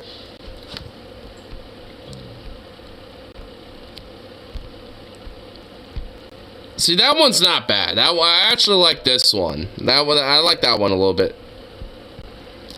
Okay, this one I like, because, see, like, so, you know what, okay, so he had a theme, like, he had stereotypes and tropes with, like, these buy war saving bonds and stamps, but, like, he went way over the top of some of it. This one's fine, obviously, because it's a stereotype of Hitler. Like, obviously, we're okay with that, right? You know, obviously, but wait, what's this?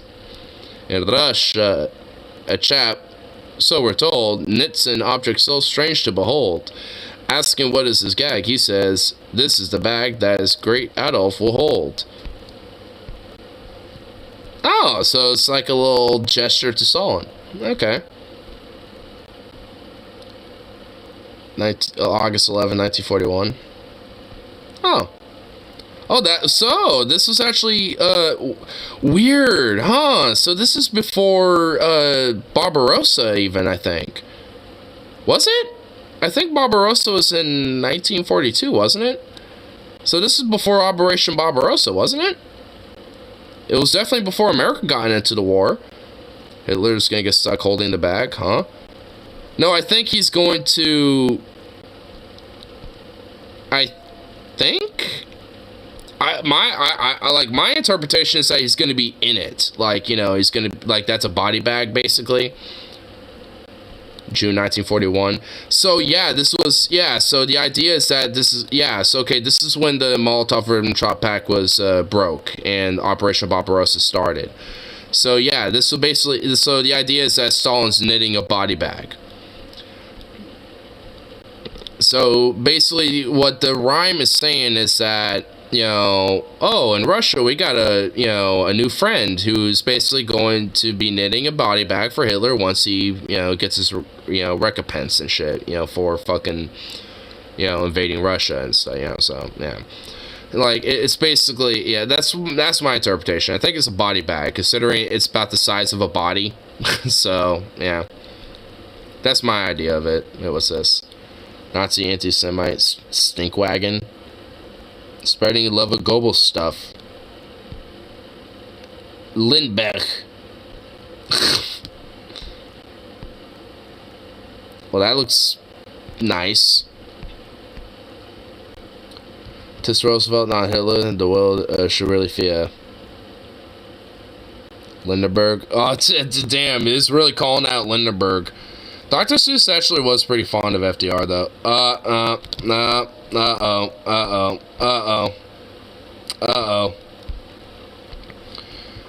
There's a word. Boss, maybe you better hawk me and buy me more U.S. defense bonds and stamps. Well, see, okay, now we're starting to get to where it's starting to get bad. We're starting to get, oh boy, oh no. Oh boy, oh no, it started to get bad. Oh no, if I start scrolling further, it's gonna really, you too can sink U-boat. Okay, oh yeah, alright. Some more German stuff. Oh my god. Bruh, no, oh my god, like, oh my god, I don't even want that on there anymore. Like, oh my god, we've already had too many stereotype shit. $1 out of every 10. Oh, thank god. I honestly thought there was gonna be some other shit going on there, but okay. Yeah, okay.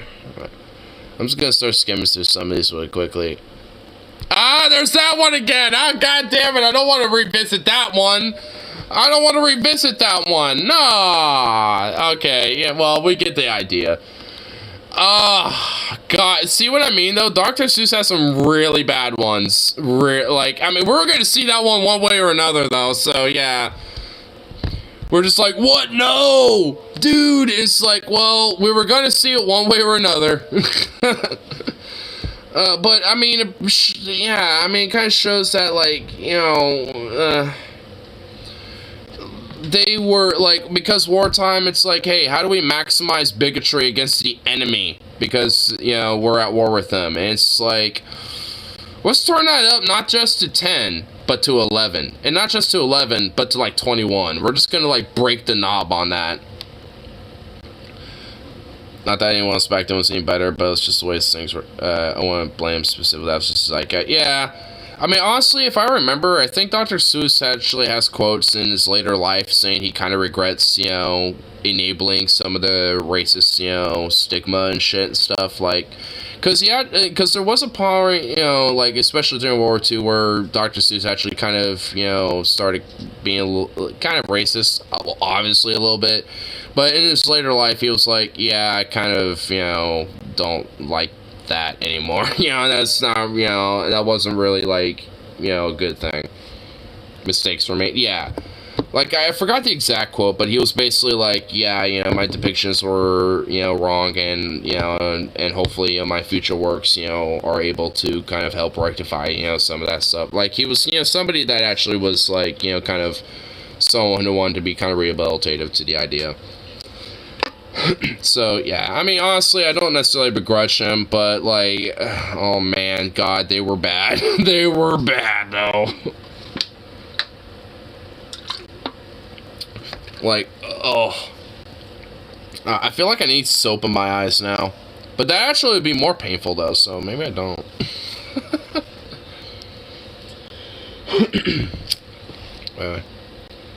Back to the modern, like, stereotypical bigotry shit now. Only it's not in weird propaganda like that. Well, I guess it is because Ben Garrison exists. Though there's some other weird far-right comic artists and shit besides him. He's just the one I know.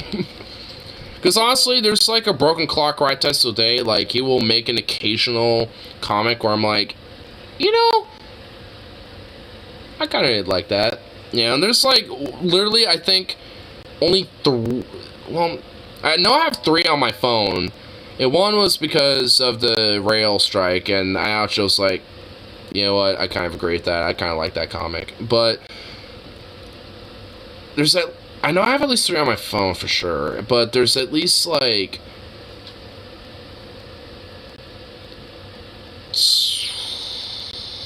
probably at least like a dozen that I could probably like remember a little bit that are like, you know, kind of agree. But most of them are just shit. Like 99.9% of the stuff he makes are shit, because he like is making comics all the time. Like that's like all he does. Other Oops.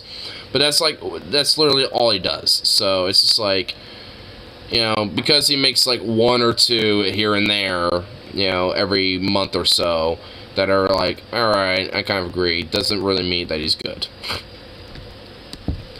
Permits and ID cards available from birth. Ultimately, they determined there were 16,466 people who changed their gender legally in the last 24 months. The data. Why does that specific information need to be known? That was shipped off in August to Paxton's office. So they already have the data on 16,466 trans people in the state of Texas. Now, this is so much worse than you can possibly imagine. I would not be surprised if there's at least like 5 spontaneous different like camps that are established, you know, in Texas that are just like, yeah, these are gonna be like, you know, summer camps, you know what I mean? It's like, legislation goes through in the future, depending on what they want to do. This list could be used for such nefarious purposes. This list could be used for fucking black banning people in the middle of the night. It could be used for setting up camps. It could be used to send everyone to jail, depending on what they manage to weasel through. And they've tried to weasel through some insane legislation. This is just a really terrible thing to have to say, because I know a lot of people come to my stream because they're looking for hope. But if I were to lie to you all and say things are good when they're not and you should prepare for the absolute worst, I would be letting you all down. It's got to be against the 4th Amendment. They don't give a shit about the laws. Do far-right fascists and these fucking psychopaths ever given a fuck about law? Cared about the laws when he encouraged the insurrection? You think libs of TikTok cared about the laws when they encouraged their followers to threaten to bomb children's hospitals? No, they don't care. They absolutely. Matt Walsh helped with that, by the way, too. She lives to TikTok. She ain't the only one that, you know, helped incite that. The law. And they have so much money and so much institutional power that they don't have to give a shit. The amount of harm that Paxton and Abbott can do with a database like this is immense. Should he have or gain access to individualized records? If Texas prevails in its child abuse investigation initiative that is currently working its way through the courts, Paxton can bulk pull anyone who had their gender changed under 18 years old and target their families for further abuse and harassment. And the fucked up thing is that maybe sometime, and it's more unfortunate for the trans child, but like the fucked up thing is sometimes those parents are actually like on the side of these people too, and they could be, you know, victims of this shit as well. And it's just like, I mean, in a way it's like friendly fire much, but which are, you know, like do all the time. But it's just like, on top of that, it's just like, like, I mean, basically, this is like some Gestapo, like, Stasi fucking, like, shit, basically. I mean, it's like, oh, not only, you know, is, you know, are, like, you know, these, you know, like, is this individual potentially, you know, a problem, you know, but, you know, like, also their families, you know, are liable and viable to this. Maybe even fucking, like, you know, friends or associates that, you know, potentially, you know, as well. Like, this is straight some, like, shit that you see from, like, the Gestapo or, like, the Stasi or some shit. is indeed judged to be child abuse by Texas, many trans youth may be taken from their parents. This will be aided by the database polls like this. Furthermore, if authorities have access to trans people's gender change records, this can be used against them in other laws that Texas is proposing. Things like criminal drag bans that also target trans people, bathroom ban proposals, and laws designed to eliminate gender-affirming care entirely. Texas isn't the only state considering this. 8 months ago, I said that the way that things are progressing, there's going to be another Pulse nightclub shooting. And a whole bunch of people said that I was alarmist. Guess what? It happened. Things are getting worse. And based on the things that are happening, it's really easy to see where things are going. Other states have considered creating registries of transgender people. Earlier this year, Florida's medical board convened to ban gender-affirming care for transgender youth. This board, not surprised, DeSantis runs the state. By DeSantis, voted to mandate doctors no longer prescribe puberty blockers and hormone therapy, curtailing the rights of transgender people in one of the largest states. During the hearings, one of the board members openly proposed creating a registry of all transgender youth across the state. Ohio, earlier this year, also proposed a registry for transgender youth. A registry that would be comprehensive, including the numbers of minors treated, birth, sex, age that the treatment began, mental health conditions, and more. And the registry was attached to a bill that would ban gender-affirming care for transgender youth and would draw them from their current care, forcibly so far for that limited government. Detransitioning them. I have nothing left for any of this. They're winning. That's not a call to give... I mean, okay, I know that was someone in her chat, but it's just like that... That's honestly some bullshit. The reason why they do shit like this is because they're basically like desperate to try to cling to whatever, fucking, basically fucking like, cultural societal norms that they can establish because, their type of way of life and their cultural ideas and their social, norms and ideas are, becoming more of a minority. And they're doing, whatever, essentially in a lot of ways, they're trying to maximize whatever they can to, put that into fucking law and force that onto everyone else, to try to bring it back. Like, that's essentially what's going on. So, I mean, like, with that, I mean, it's not like they're winning with it. It's, a fucking, desperate last-ditch effort because they're basically, just like an animal stuck in a corner. Where, at that point, they're going to fucking lash out no matter what. Because, they feel like they're that fucking threatened. Even though they're not. Like, that's, the reality of it is that they're not. Is because no one really gives a fuck if you want to have, like, if you want to, like, date people that are white like you, or fucking, are, or you think, gay is gross, or, being in drag, or, being trans is bad, or blah, blah, blah. Like, fundamentally, no one, gives a shit if you really think that. We just, give a fuck if you're trying to, like, force that onto everybody else and, and just be, like, some bigoted piece of shit, to everyone else because of it. Like, if deep down inside it's like, it's not my, I think it's kind of icky or whatever the fuck. Like, alright, you do you, boo. Who cares? Fuck off. Like, I mean, that's, fundamentally it's like, what people, think about at the end of the day. Like, it's not, about, like, being, like, forced to be like, oh, you have to just absolutely fucking, just praise this, and shit. It's about just, like, just accept that it's a thing and get over it when you see it in public, because guess what? You're gonna see that in public sometimes. Who gives a fuck? You're like, cry a river. Like, facts don't care about your feelings, bitch.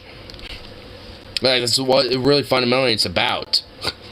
It's about the fact that, like, yeah, trans people exist. Like, drag queens and drag kings exist. Like, gay people exist. Queer folk exist.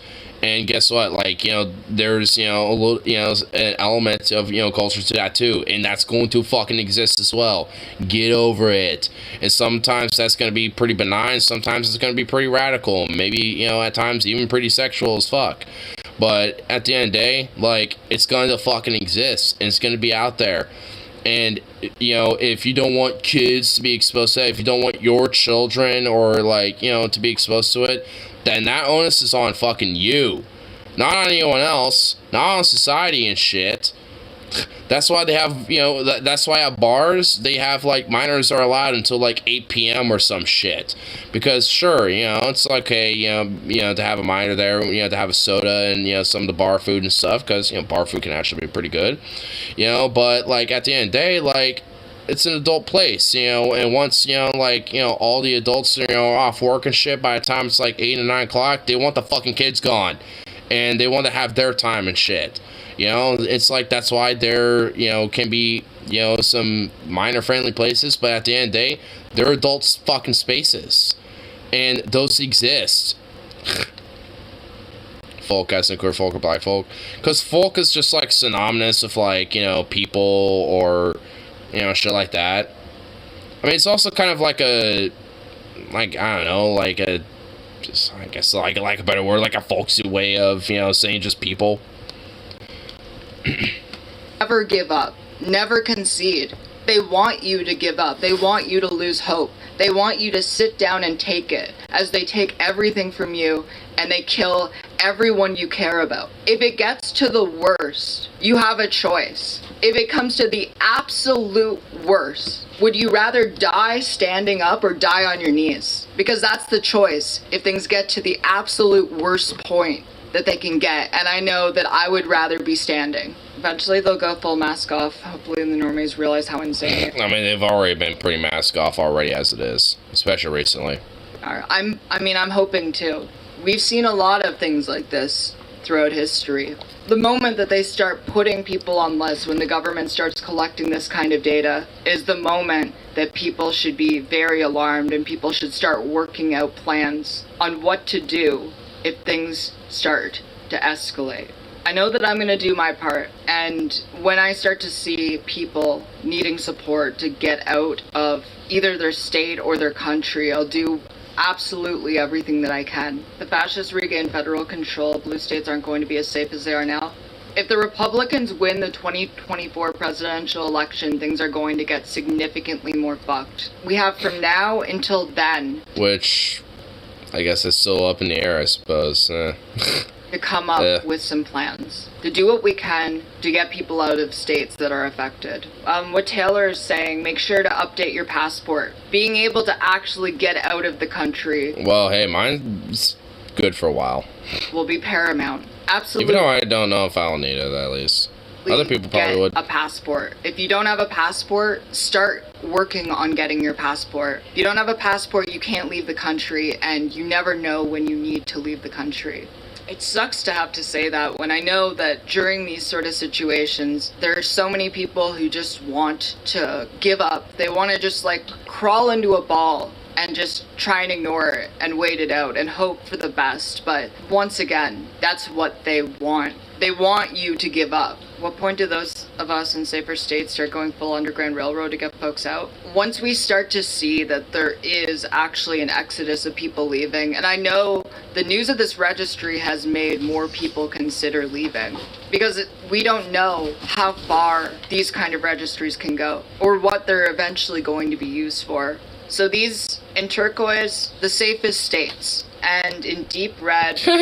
I like how my state is actually kind of more safer. In deep with the red, I'm assuming the more unsafe it is.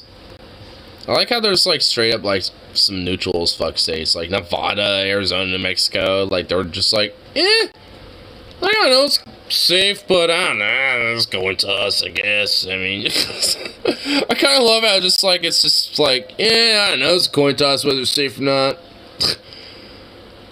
But, I mean, honestly, even for, like, Washington, Oregon, and, California, like, I mean, even for some of these states that are kind of considered safe, like, I mean, especially for Washington and Oregon, like, the more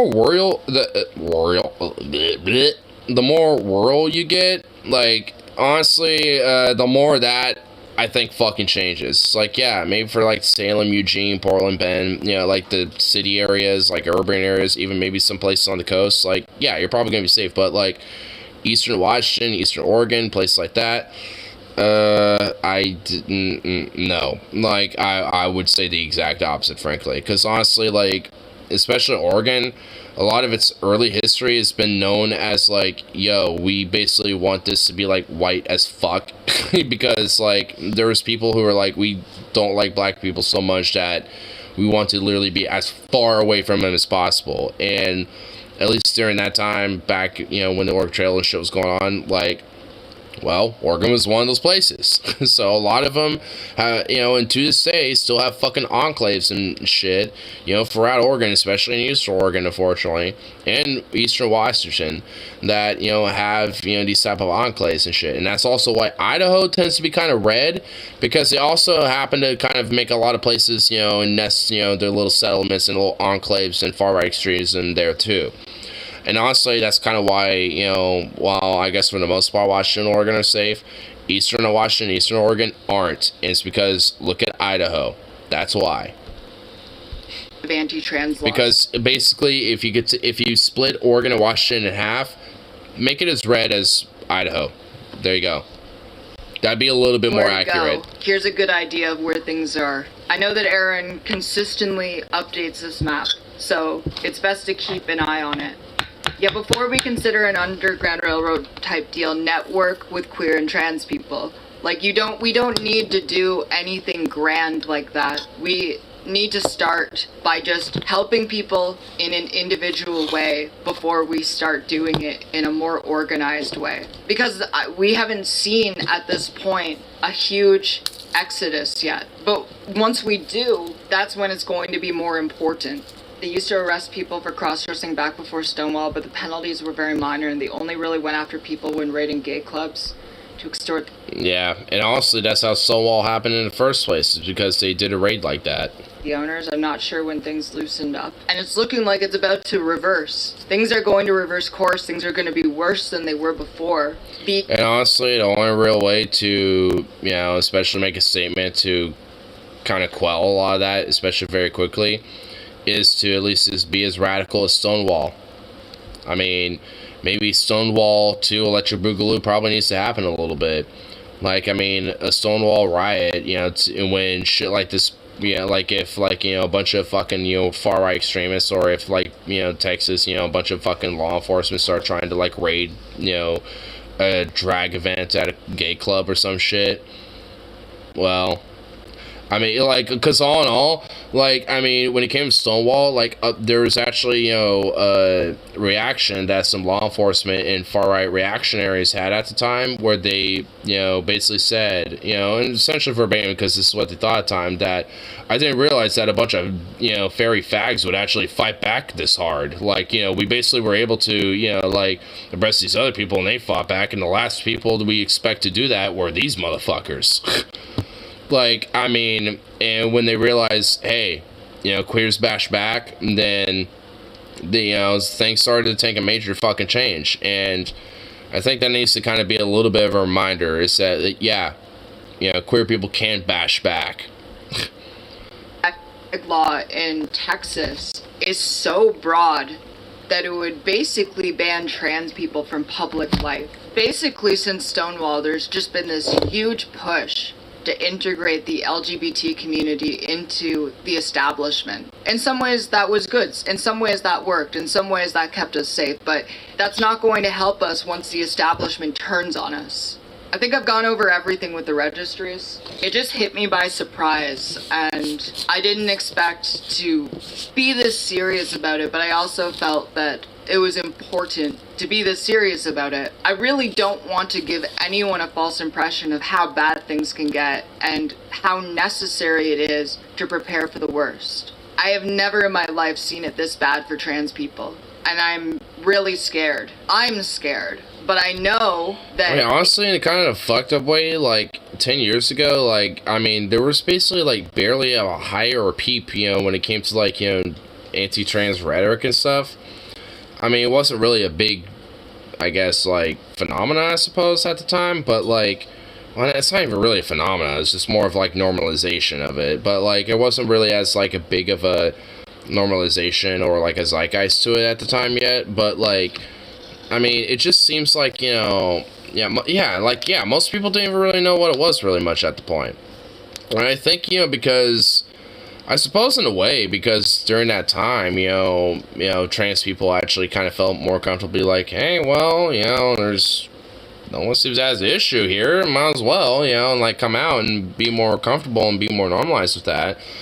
it started to create more of a reaction over time. And at this point, we're starting to see that, like, you know, at least the most extreme of, you know, when it comes to, like, you know, really just bluntly what it is, just like transphobia and bigotry against trans people and shit, like, because, like, it's getting to a point where it's at least, you know, getting more normalized and shit. And at this point now, it's like, these, you know, a lot of these side people feel like it is a legitimate threat to their way of life and to their existence and to essentially their people, basically. You know, they they separate on those type of fucking boundaries and shit, basically, as a form of transhumanism. I feel like it's kind of like, you know, a stepping stone to it. I feel like, you know, like, transgenderism, you know, will eventually, you know, at least that's like kind of a concept, you know, will evolve more into transhumanism and shit. I mean, trans people will obviously still exist, but, like, you know, even with transhumanism. But if anything, I think transhumanism will help, you know, prosper, you know, when it comes at least to an individual and their trans identity, you know, when it comes to things like that. So if anything, it would just, you know, be more fruitful, you know, for people who happen to be trans. So, like, I do think, you know, it's kind of like the proto, you know, like, whatever research and, you know, like, technology, especially when it comes to, like, surgery and the advancement of that, I think that, you know, will eventually become, you know, some of the proto beginnings of what it will eventually become, some, like, you know, the kind of the foundations of what transhumanism will be, which I think, I think a lot of that type of shit would be really fucking cool. When I think about Jewish holidays, I mean, I don't think really of anything of them. I mean, I don't know. I mean, I don't really care. I was like, whatever. What's this? Jeff Bezos, Michael Strand, pure animated series, Blue Origin Space. Oh no, dude, Mornax, why? Why'd you? Oh my fucking. There better not be. No, no. I just refuse to think that. No. No. No. Sorry, lol. I mean, that was just. Oh my god. I mean, I guess there's no concept art or anything yet. From what it looks like, which, thank God, I don't know what, I don't want to know what it looks like. I'm unfortunately, I'm gonna know what it looks like. I'm gonna find out. Oh my god. I guess it's better to know now than later, I guess. It's better to get the pain out of the way now than later. Because, yeah, we already have Space Force. Hey, dude, the Space Force, like, theme song, too, is so weird. It's almost, like, uncanny. Like, if songs could be uncanny, like, that would be it. Has anyone ever heard it? Like, because I've heard it a few times already, and it's just so weird.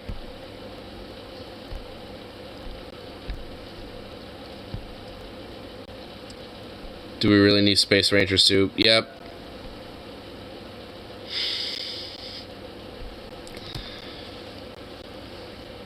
Oh my god. I'm looking at the song right now. Oh, sweet lord.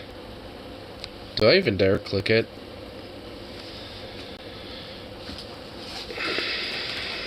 Hold on, I'm gonna turn it down a little bit because I know it's just gonna be way too bombastic. Because that's... Eat your heart out, Elon. Fuck it.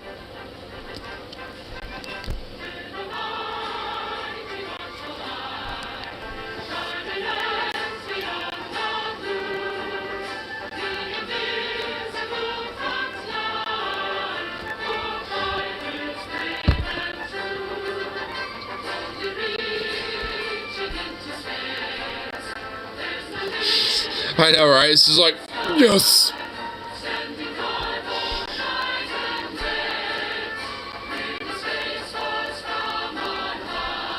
from on high. It's just like, all right, I'll get on high with y'all. I mean, it's so short too. It's like literally 40 seconds long, and it feels weirdly uncanny. I mean, it's just like, should it, like, they should add like some weird space like synth and shit. Like there's I mean, they should have like went such a different route with that. I guess you couldn't really do it if you have like a marching band, then I guess that would be, yeah, I guess I see why they did, but it's like they should have had two themes, the marching band theme and then the like true theme, like, you know, some like,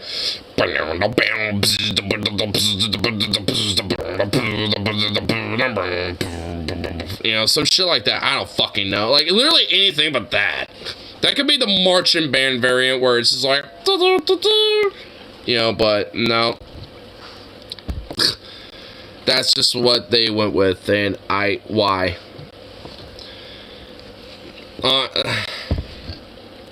Honestly, like, American military marches kind of suck. Like, I've heard, like, straight up, like, you know, military marches or, like, military songs from, like, France, Germany, even, like Russia, like, Japan, like, all sorts of different countries, and honestly, like, yeah, sure, some of them are kind of meh, but there's at least like 2 or 3, you know, from, you know, all these countries that at least have like some bangers. You know, there's at least like 2 or 3 fucking like bops and some bangers. Like, America's got like, what? I mean, like, I don't even like what? Like, what? It's like, I mean, eh. It's like, they're just kind of like, bleh. At least to me. Needs more ounce. It does. Space Force theme thing, I was very culturally white. I mean, yeah, I mean, honestly, I mean, a little bit. It needs to reflect the fact that USA is, oh my god, okay, I didn't realize that was where it was going. I mean, it's like, I was thinking, it's like, it just needs to be more, like, space-like, instead of, like, this weird, like, you know, like, oh, we're gonna be, you know, just, like, a weird, traditional, like, ass, just, you know, military march, instead of, like, you know, some cool shit. Needs to be an Islamic call to prayer. What is with you sometimes?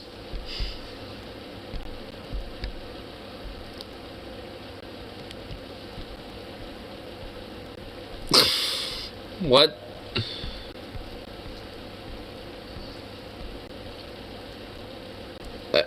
Oh.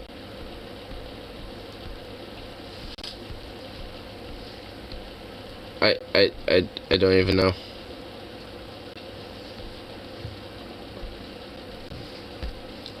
Wow, okay. That, yeah. The Caliphate of Kenya-Nigeria, is that, Kenya, what? Obama's from Kenya or Indonesia? I thought it was just Kenya. Wait, they also thought Indonesia? I mean, honestly, I thought it was just Kenya. Like, oh, he's like, you know, an Islamic, you know, born, you know, like, Kenyan that fucking, like, you know, somehow, like, snuck over here or something. Or, like, something like that. I forgot the exact details of the conspiracy, but it was, like, some weird shit like that. I mean, it's like, I never heard the Indonesia one. I'm assuming it's basically just the same thing, but instead of Kenya, it's just Indonesia.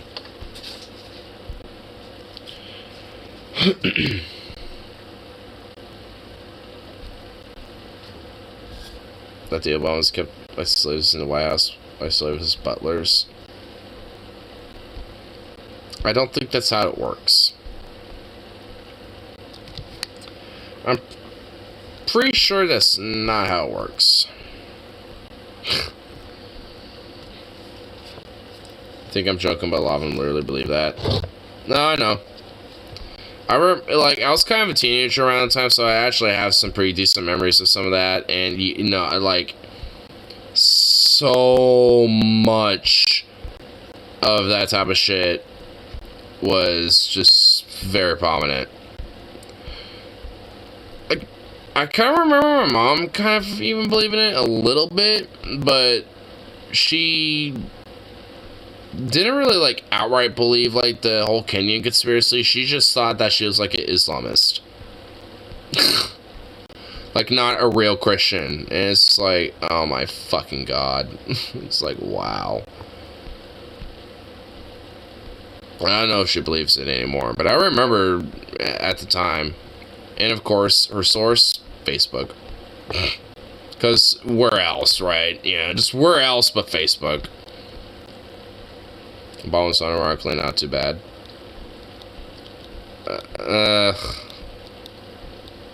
Not really. He was essentially just a very spoken corporate stooge. Essentially, that was a very major imperialist and military industrialist. Got to two wars. Just there's a lot of shit about him that's not exactly great.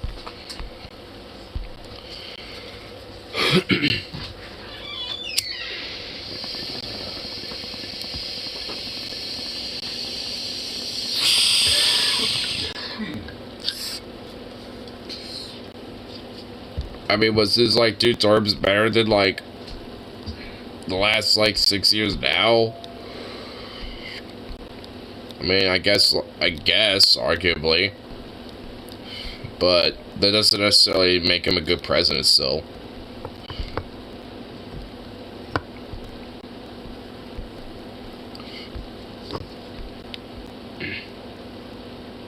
Oh god, has access to nuclear football the way I think Trump or Biden. I don't even really think Biden's going to be doing anything with the nuclear football. It's I don't see him posing a risk when it comes to that shit. At least not like Trump. Biden has dementia. And even in his weird dementia-ass outbursts and shit, I don't necessarily see him going launch the nukes, Jack. I don't really see him just going, weird, fire and fury level like Trump would.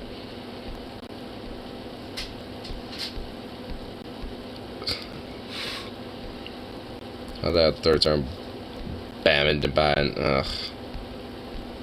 I'd rather have neither of that.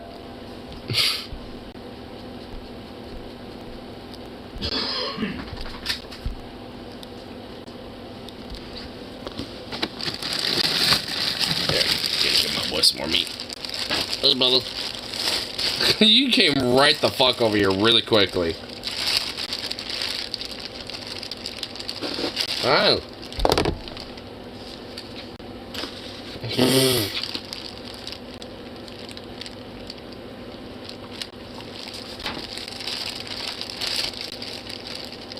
Bomb over Biden. Nah. Because at least Biden got us out of Afghanistan. There's at least that so far. Also, he's only been around for 2 years. Obama has literally 2 terms under his belt. And also, Biden was VP during that time. So, some shit, about Bombay, can also be, give it to Biden too a little bit. So, it's Biden's being, well, oh, no shit, he was. Yeah.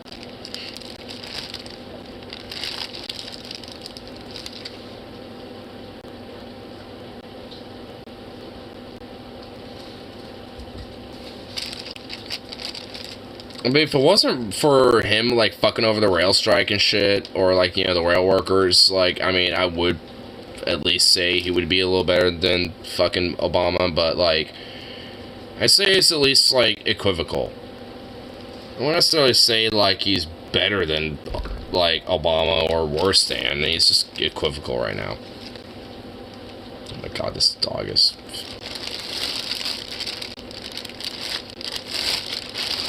when you hear their vote.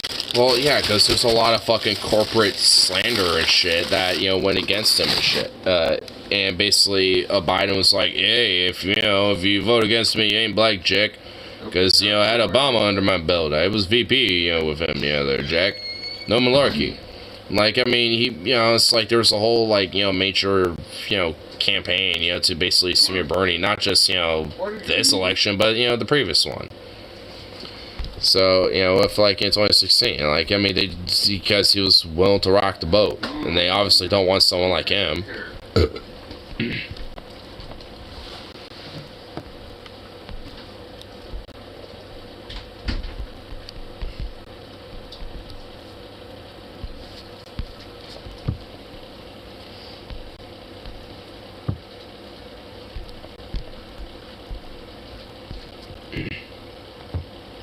Oh, there it is.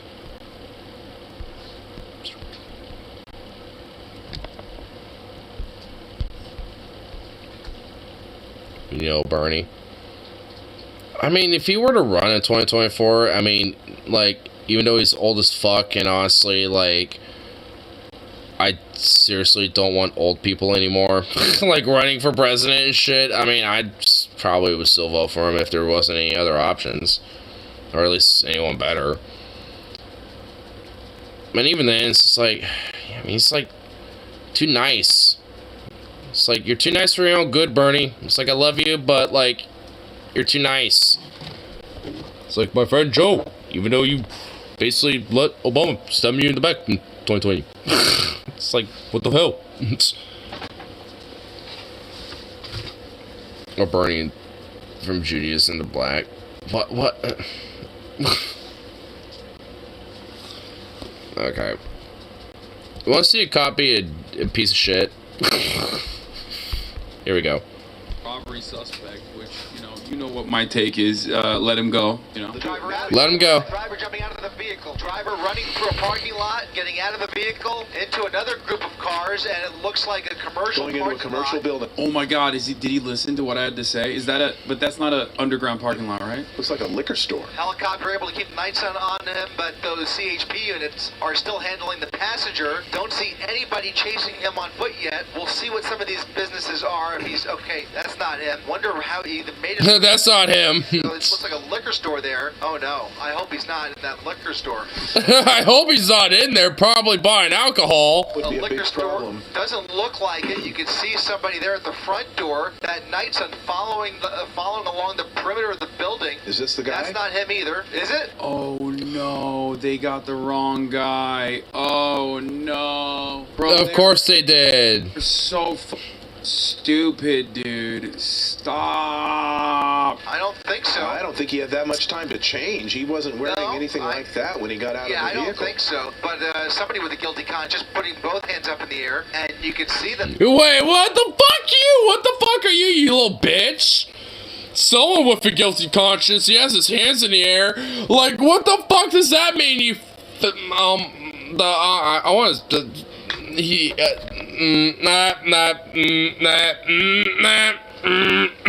I'm just not gonna say anything about that one. Gonna keep my intrusive thoughts to myself on that. Like, oh, he has a guilty conscience, he has his hands up. It's like, yeah, when you have a cop, I don't know, pointing a Glock at you, you're probably gonna have your hands up too, bitch. Entire parking lot looking for any sign. You can see there's a gap between that liquor store and that other building, and he may have very well squeezed between the two. I can't tell. It looks like a possible gate there. I can't tell. They're now gonna... I can't tell. I don't know what the fuck I'm doing, even though I'm in a helicopter watching everything. But, you know, I don't know. I'm a fucking idiot up here. Liquor store, K9 units already on scene. Dude, I love cops so much. Look at how... Dude, honestly, I hate this news reporter more than the cops at this point. Like, this news reporter, like, the guy in the helicopter, like, you know, narrating everything, I hate him more than anything now. Oh my god, this video is making me hate that guy more than the cops right now for some reason. Well, actually, there is a reason for it, but, like, I mean, this commentary is pissing me off. Like, very aggressively. See them from the helicopter, okay? Like, but also fuck these cops too, but like, I mean, it's like, first they get the wrong guy, and then they have this canine is just like searching this liquor store.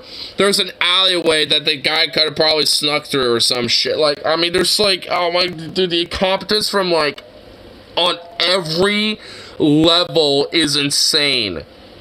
Like, oh my god, like the actual incompetence on literally everything right now is insane. Like, wow.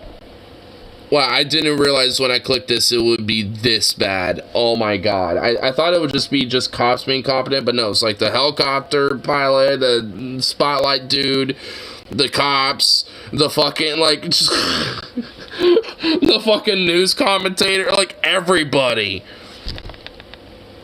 Way up from the helicopter. There's several witnesses who can help those officers out because he does not. Yeah, that would require them actually like doing what normal police work would be like, which is of course significantly worse than just like rolling in with a gun and beating random people up. I mean, yeah, because like the first thing, there's just way too much paperwork with that. Like, I don't want to deal with paperwork. It's just better to just show up with a gun and just be like, get the fuck on the ground and and just call it good. Yeah. They're kind of staying outside of the liquor store. Wonder if he might be inside the liquor store. Oh, now they're going. Yeah, they were like, we couldn't find him, so let's beat up some random dude instead. Going down the street. Through He's trying to run with the dog. He can't run. Who took off on foot? Now the dog is. Why is the dog? What? Oh my god! Oh my fucking god! Dude, they have a dog suck on this random fucking dude who's just walking. And these cops are like kicking him and shit. Oh my god. Bruh. Dude, even his son is just like, what? Like, oh my fucking god. Like, that guy had his hands up. They turned to the liquor store and we come back and they're just beating the shit out of him. A dog is just mauling his fucking arm off. It's just like, oh my, like, what the fuck? What did that guy do to deserve any of this shit? Like, what the hell? Like, you could have been like, get on the ground, or, it's just like, and, be like, hey, you're gonna be detained for a second, it's like, and the dude could be like, yo, what the fuck's going on, and, one officer could be up with that dude, and then, the rest of them could be like, dealing with the rest of the situation, and then that one officer can at least, correlate some information to see if this guy is, like, the suspect or not, or a witness, and be like, hey, did you see somebody run in there, or run through the alley, or this and that, and then release the guy and go on the fucking business. Now, they're gonna beat the fuck out of him, arrest the guy, and maul his arm off of a fucking canine. It's like, oh, wow, great police work. Awesome. Great. Good shit. I don't think that's him, Mark. I don't think that's him. If we... No shit, it's not him! Oh, they sick the dogs on him? This is edited? So they just let the dogs loose on him? There's no way, dude. Oh Director my Mark lord. Can get us of the rack that video of the person that was leaked. Dude, they're just like brutalizing. Dude, they just like fucked him up, and now he's just all like, ugh. He's just like, oh, dude, bruh. Dude, oh my god. Wow, this is actually, dude, this is a roller coaster. This is getting like worse and worse. Like, man. Tries to argue with the cop, then tries to walk away, not saying it is deserved at all, but that is why. Yeah, because... Argue with the cop? Yeah, because you're not the guy! You're just some random motherfucker walking, from a store! Like, of course you're gonna argue with the cop and be like, what the fuck did I do, asshole? Like, I mean, no shit! Like, what the hell? Not guilty. So yeah, cops do not have... Which is, oh yeah, not guilty. Oh hey, that news conference said, hey, he had his hands up, must have had a guilty conscience. That guy was guilty of something. Oh, hey, guess what? Nah, he wasn't guilty. He wasn't not guilty. He was guilty of something there, bruh. He was guilty of something, he had his hands up. It's like, dude, that gets under my skin, dude. I'm still thinking about that, from that fucking news commentator and shit in the helicopter. It's like, you piece of shit. Detain you when you're not guilty. What? That's crazy. Dude got so rich. Yeah, I got the suspect here. Boy, after getting so dangerous. I don't think that's it, sir. Just glad they decided to. Don't know why at that moment decided to get out and run if they were. Oh shit! Yo, Kai's coming for my shit. Gonna run into a business or something, but Terry, that is not him, Terry. Well, Terry, that is not him, Terry. Oh boy. I'd let that dog chew me for 300K, bro. No, it's not worth it, dude. It's For 300K? What? mad. Okay, that person's. Oh, he's gonna get canine right now. Oh boy. Well, wow. Still resisting here. He's got their taser there Dude, why is that person screaming so much? as well. So, you know, we may have to. Obviously, that's not suspect. You had the why resist take, sadly. Yes, dude. Charlie, I'm sure XQC as well. Like when you ask people, their perspective is just like the Norman perspective. Normans think cops are like little gods, you know, little demigods. Like they have this institutional Or little angels to the demigods. force behind them. The state has a monopoly on violence. Of course, the state is going to enforce that violence, and these guys have to not resist. Like anything that they even perceive as resistance is going to be met with like the utmost force. Run back some video. No!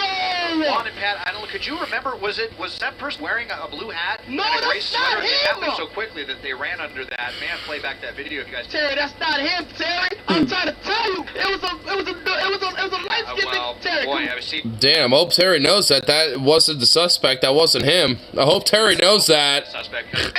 They better hope that's the suspect, because what? Oh no, the poor police force is gonna lose another $1 million lawsuit again. That was running out of the car. We're trying to get that. He's in there by himself trying to get that video. We're going to try to get that to you. This doesn't, although he seems to be of similar height. They got the wrong Oh, guy. he's similar height, so that's good enough. Actual guy got away, but they end up beating two guys. No! Wait, two people? So we saw one of them where, like, you know, K9 Unit was also in charge of mauling somebody up a little bit, too. And there was somebody else probably in the liquor store that they probably beat the fuck up out of. While, you know what, that just confirms that the dude probably snuck through the alleyway. Like, he probably ran in the liquor store and then immediately ran right out, you know, as a way to kind of, like, you know, like, you know, kind of, like, trick the helicopter and go for the alleyway. Probably either hid there or probably, like, you know, escaped, you know, and hopped the wall or the fence or whatever and just kept, you know, like, and just stuck in the shadows and just, like, hid for, you know, for a while and just laid low.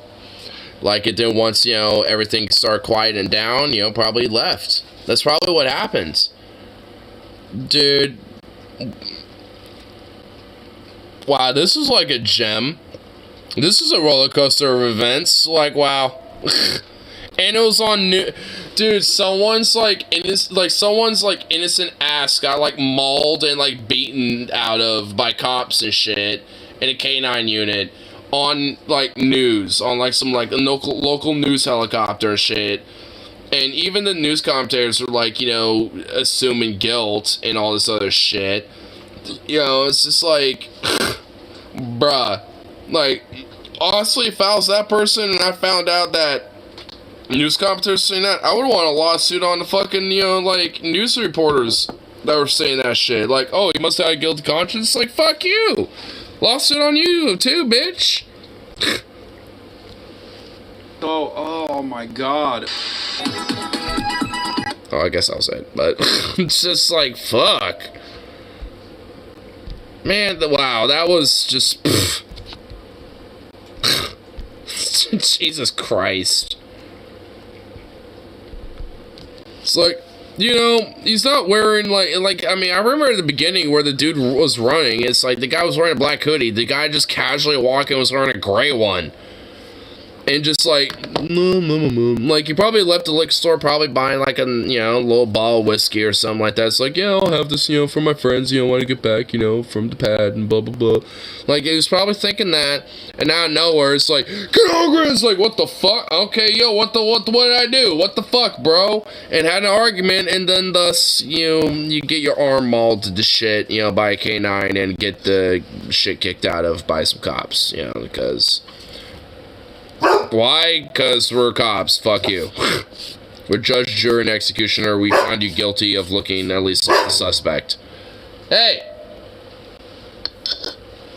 I'll give you ham if you shut up. Look. Well, yeah. Someone got interested. Someone got immediately like, ooh, ham? Yeah, I'll shut up for that. Oh my god, look at you. You psycho. Oh, come here. Yeah. Yes, baby. Aw. Yes, baby. There you go. Oh, good catch.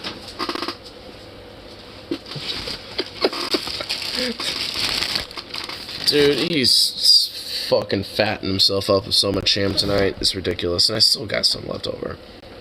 I'm just gonna put the rest in his food bowl and just hope that he just eats the rest of his actual food. Apologize to my Madam Secretary. I'm so sorry for being sex. Huh? Huh?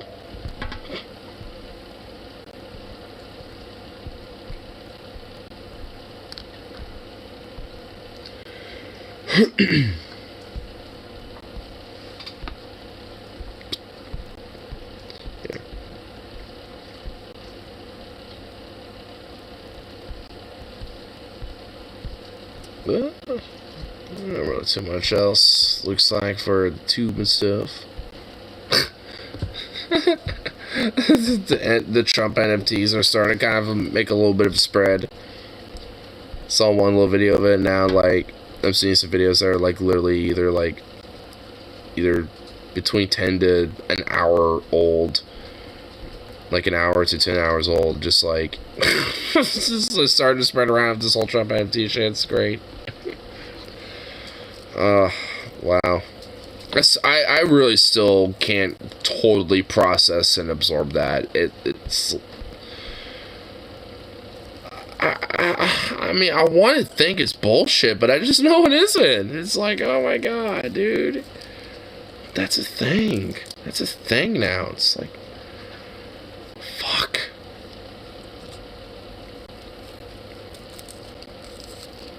What can even be said? Besides just like, damn.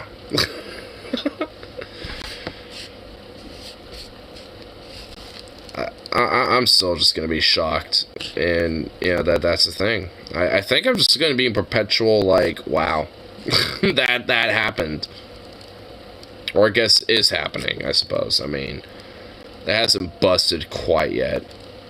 I mean, just like, you know, every Trump startup, it always has a bust. That's, I guess, the guarantee, you know, with Trump's, you know, business deals, is that it always will have a bust.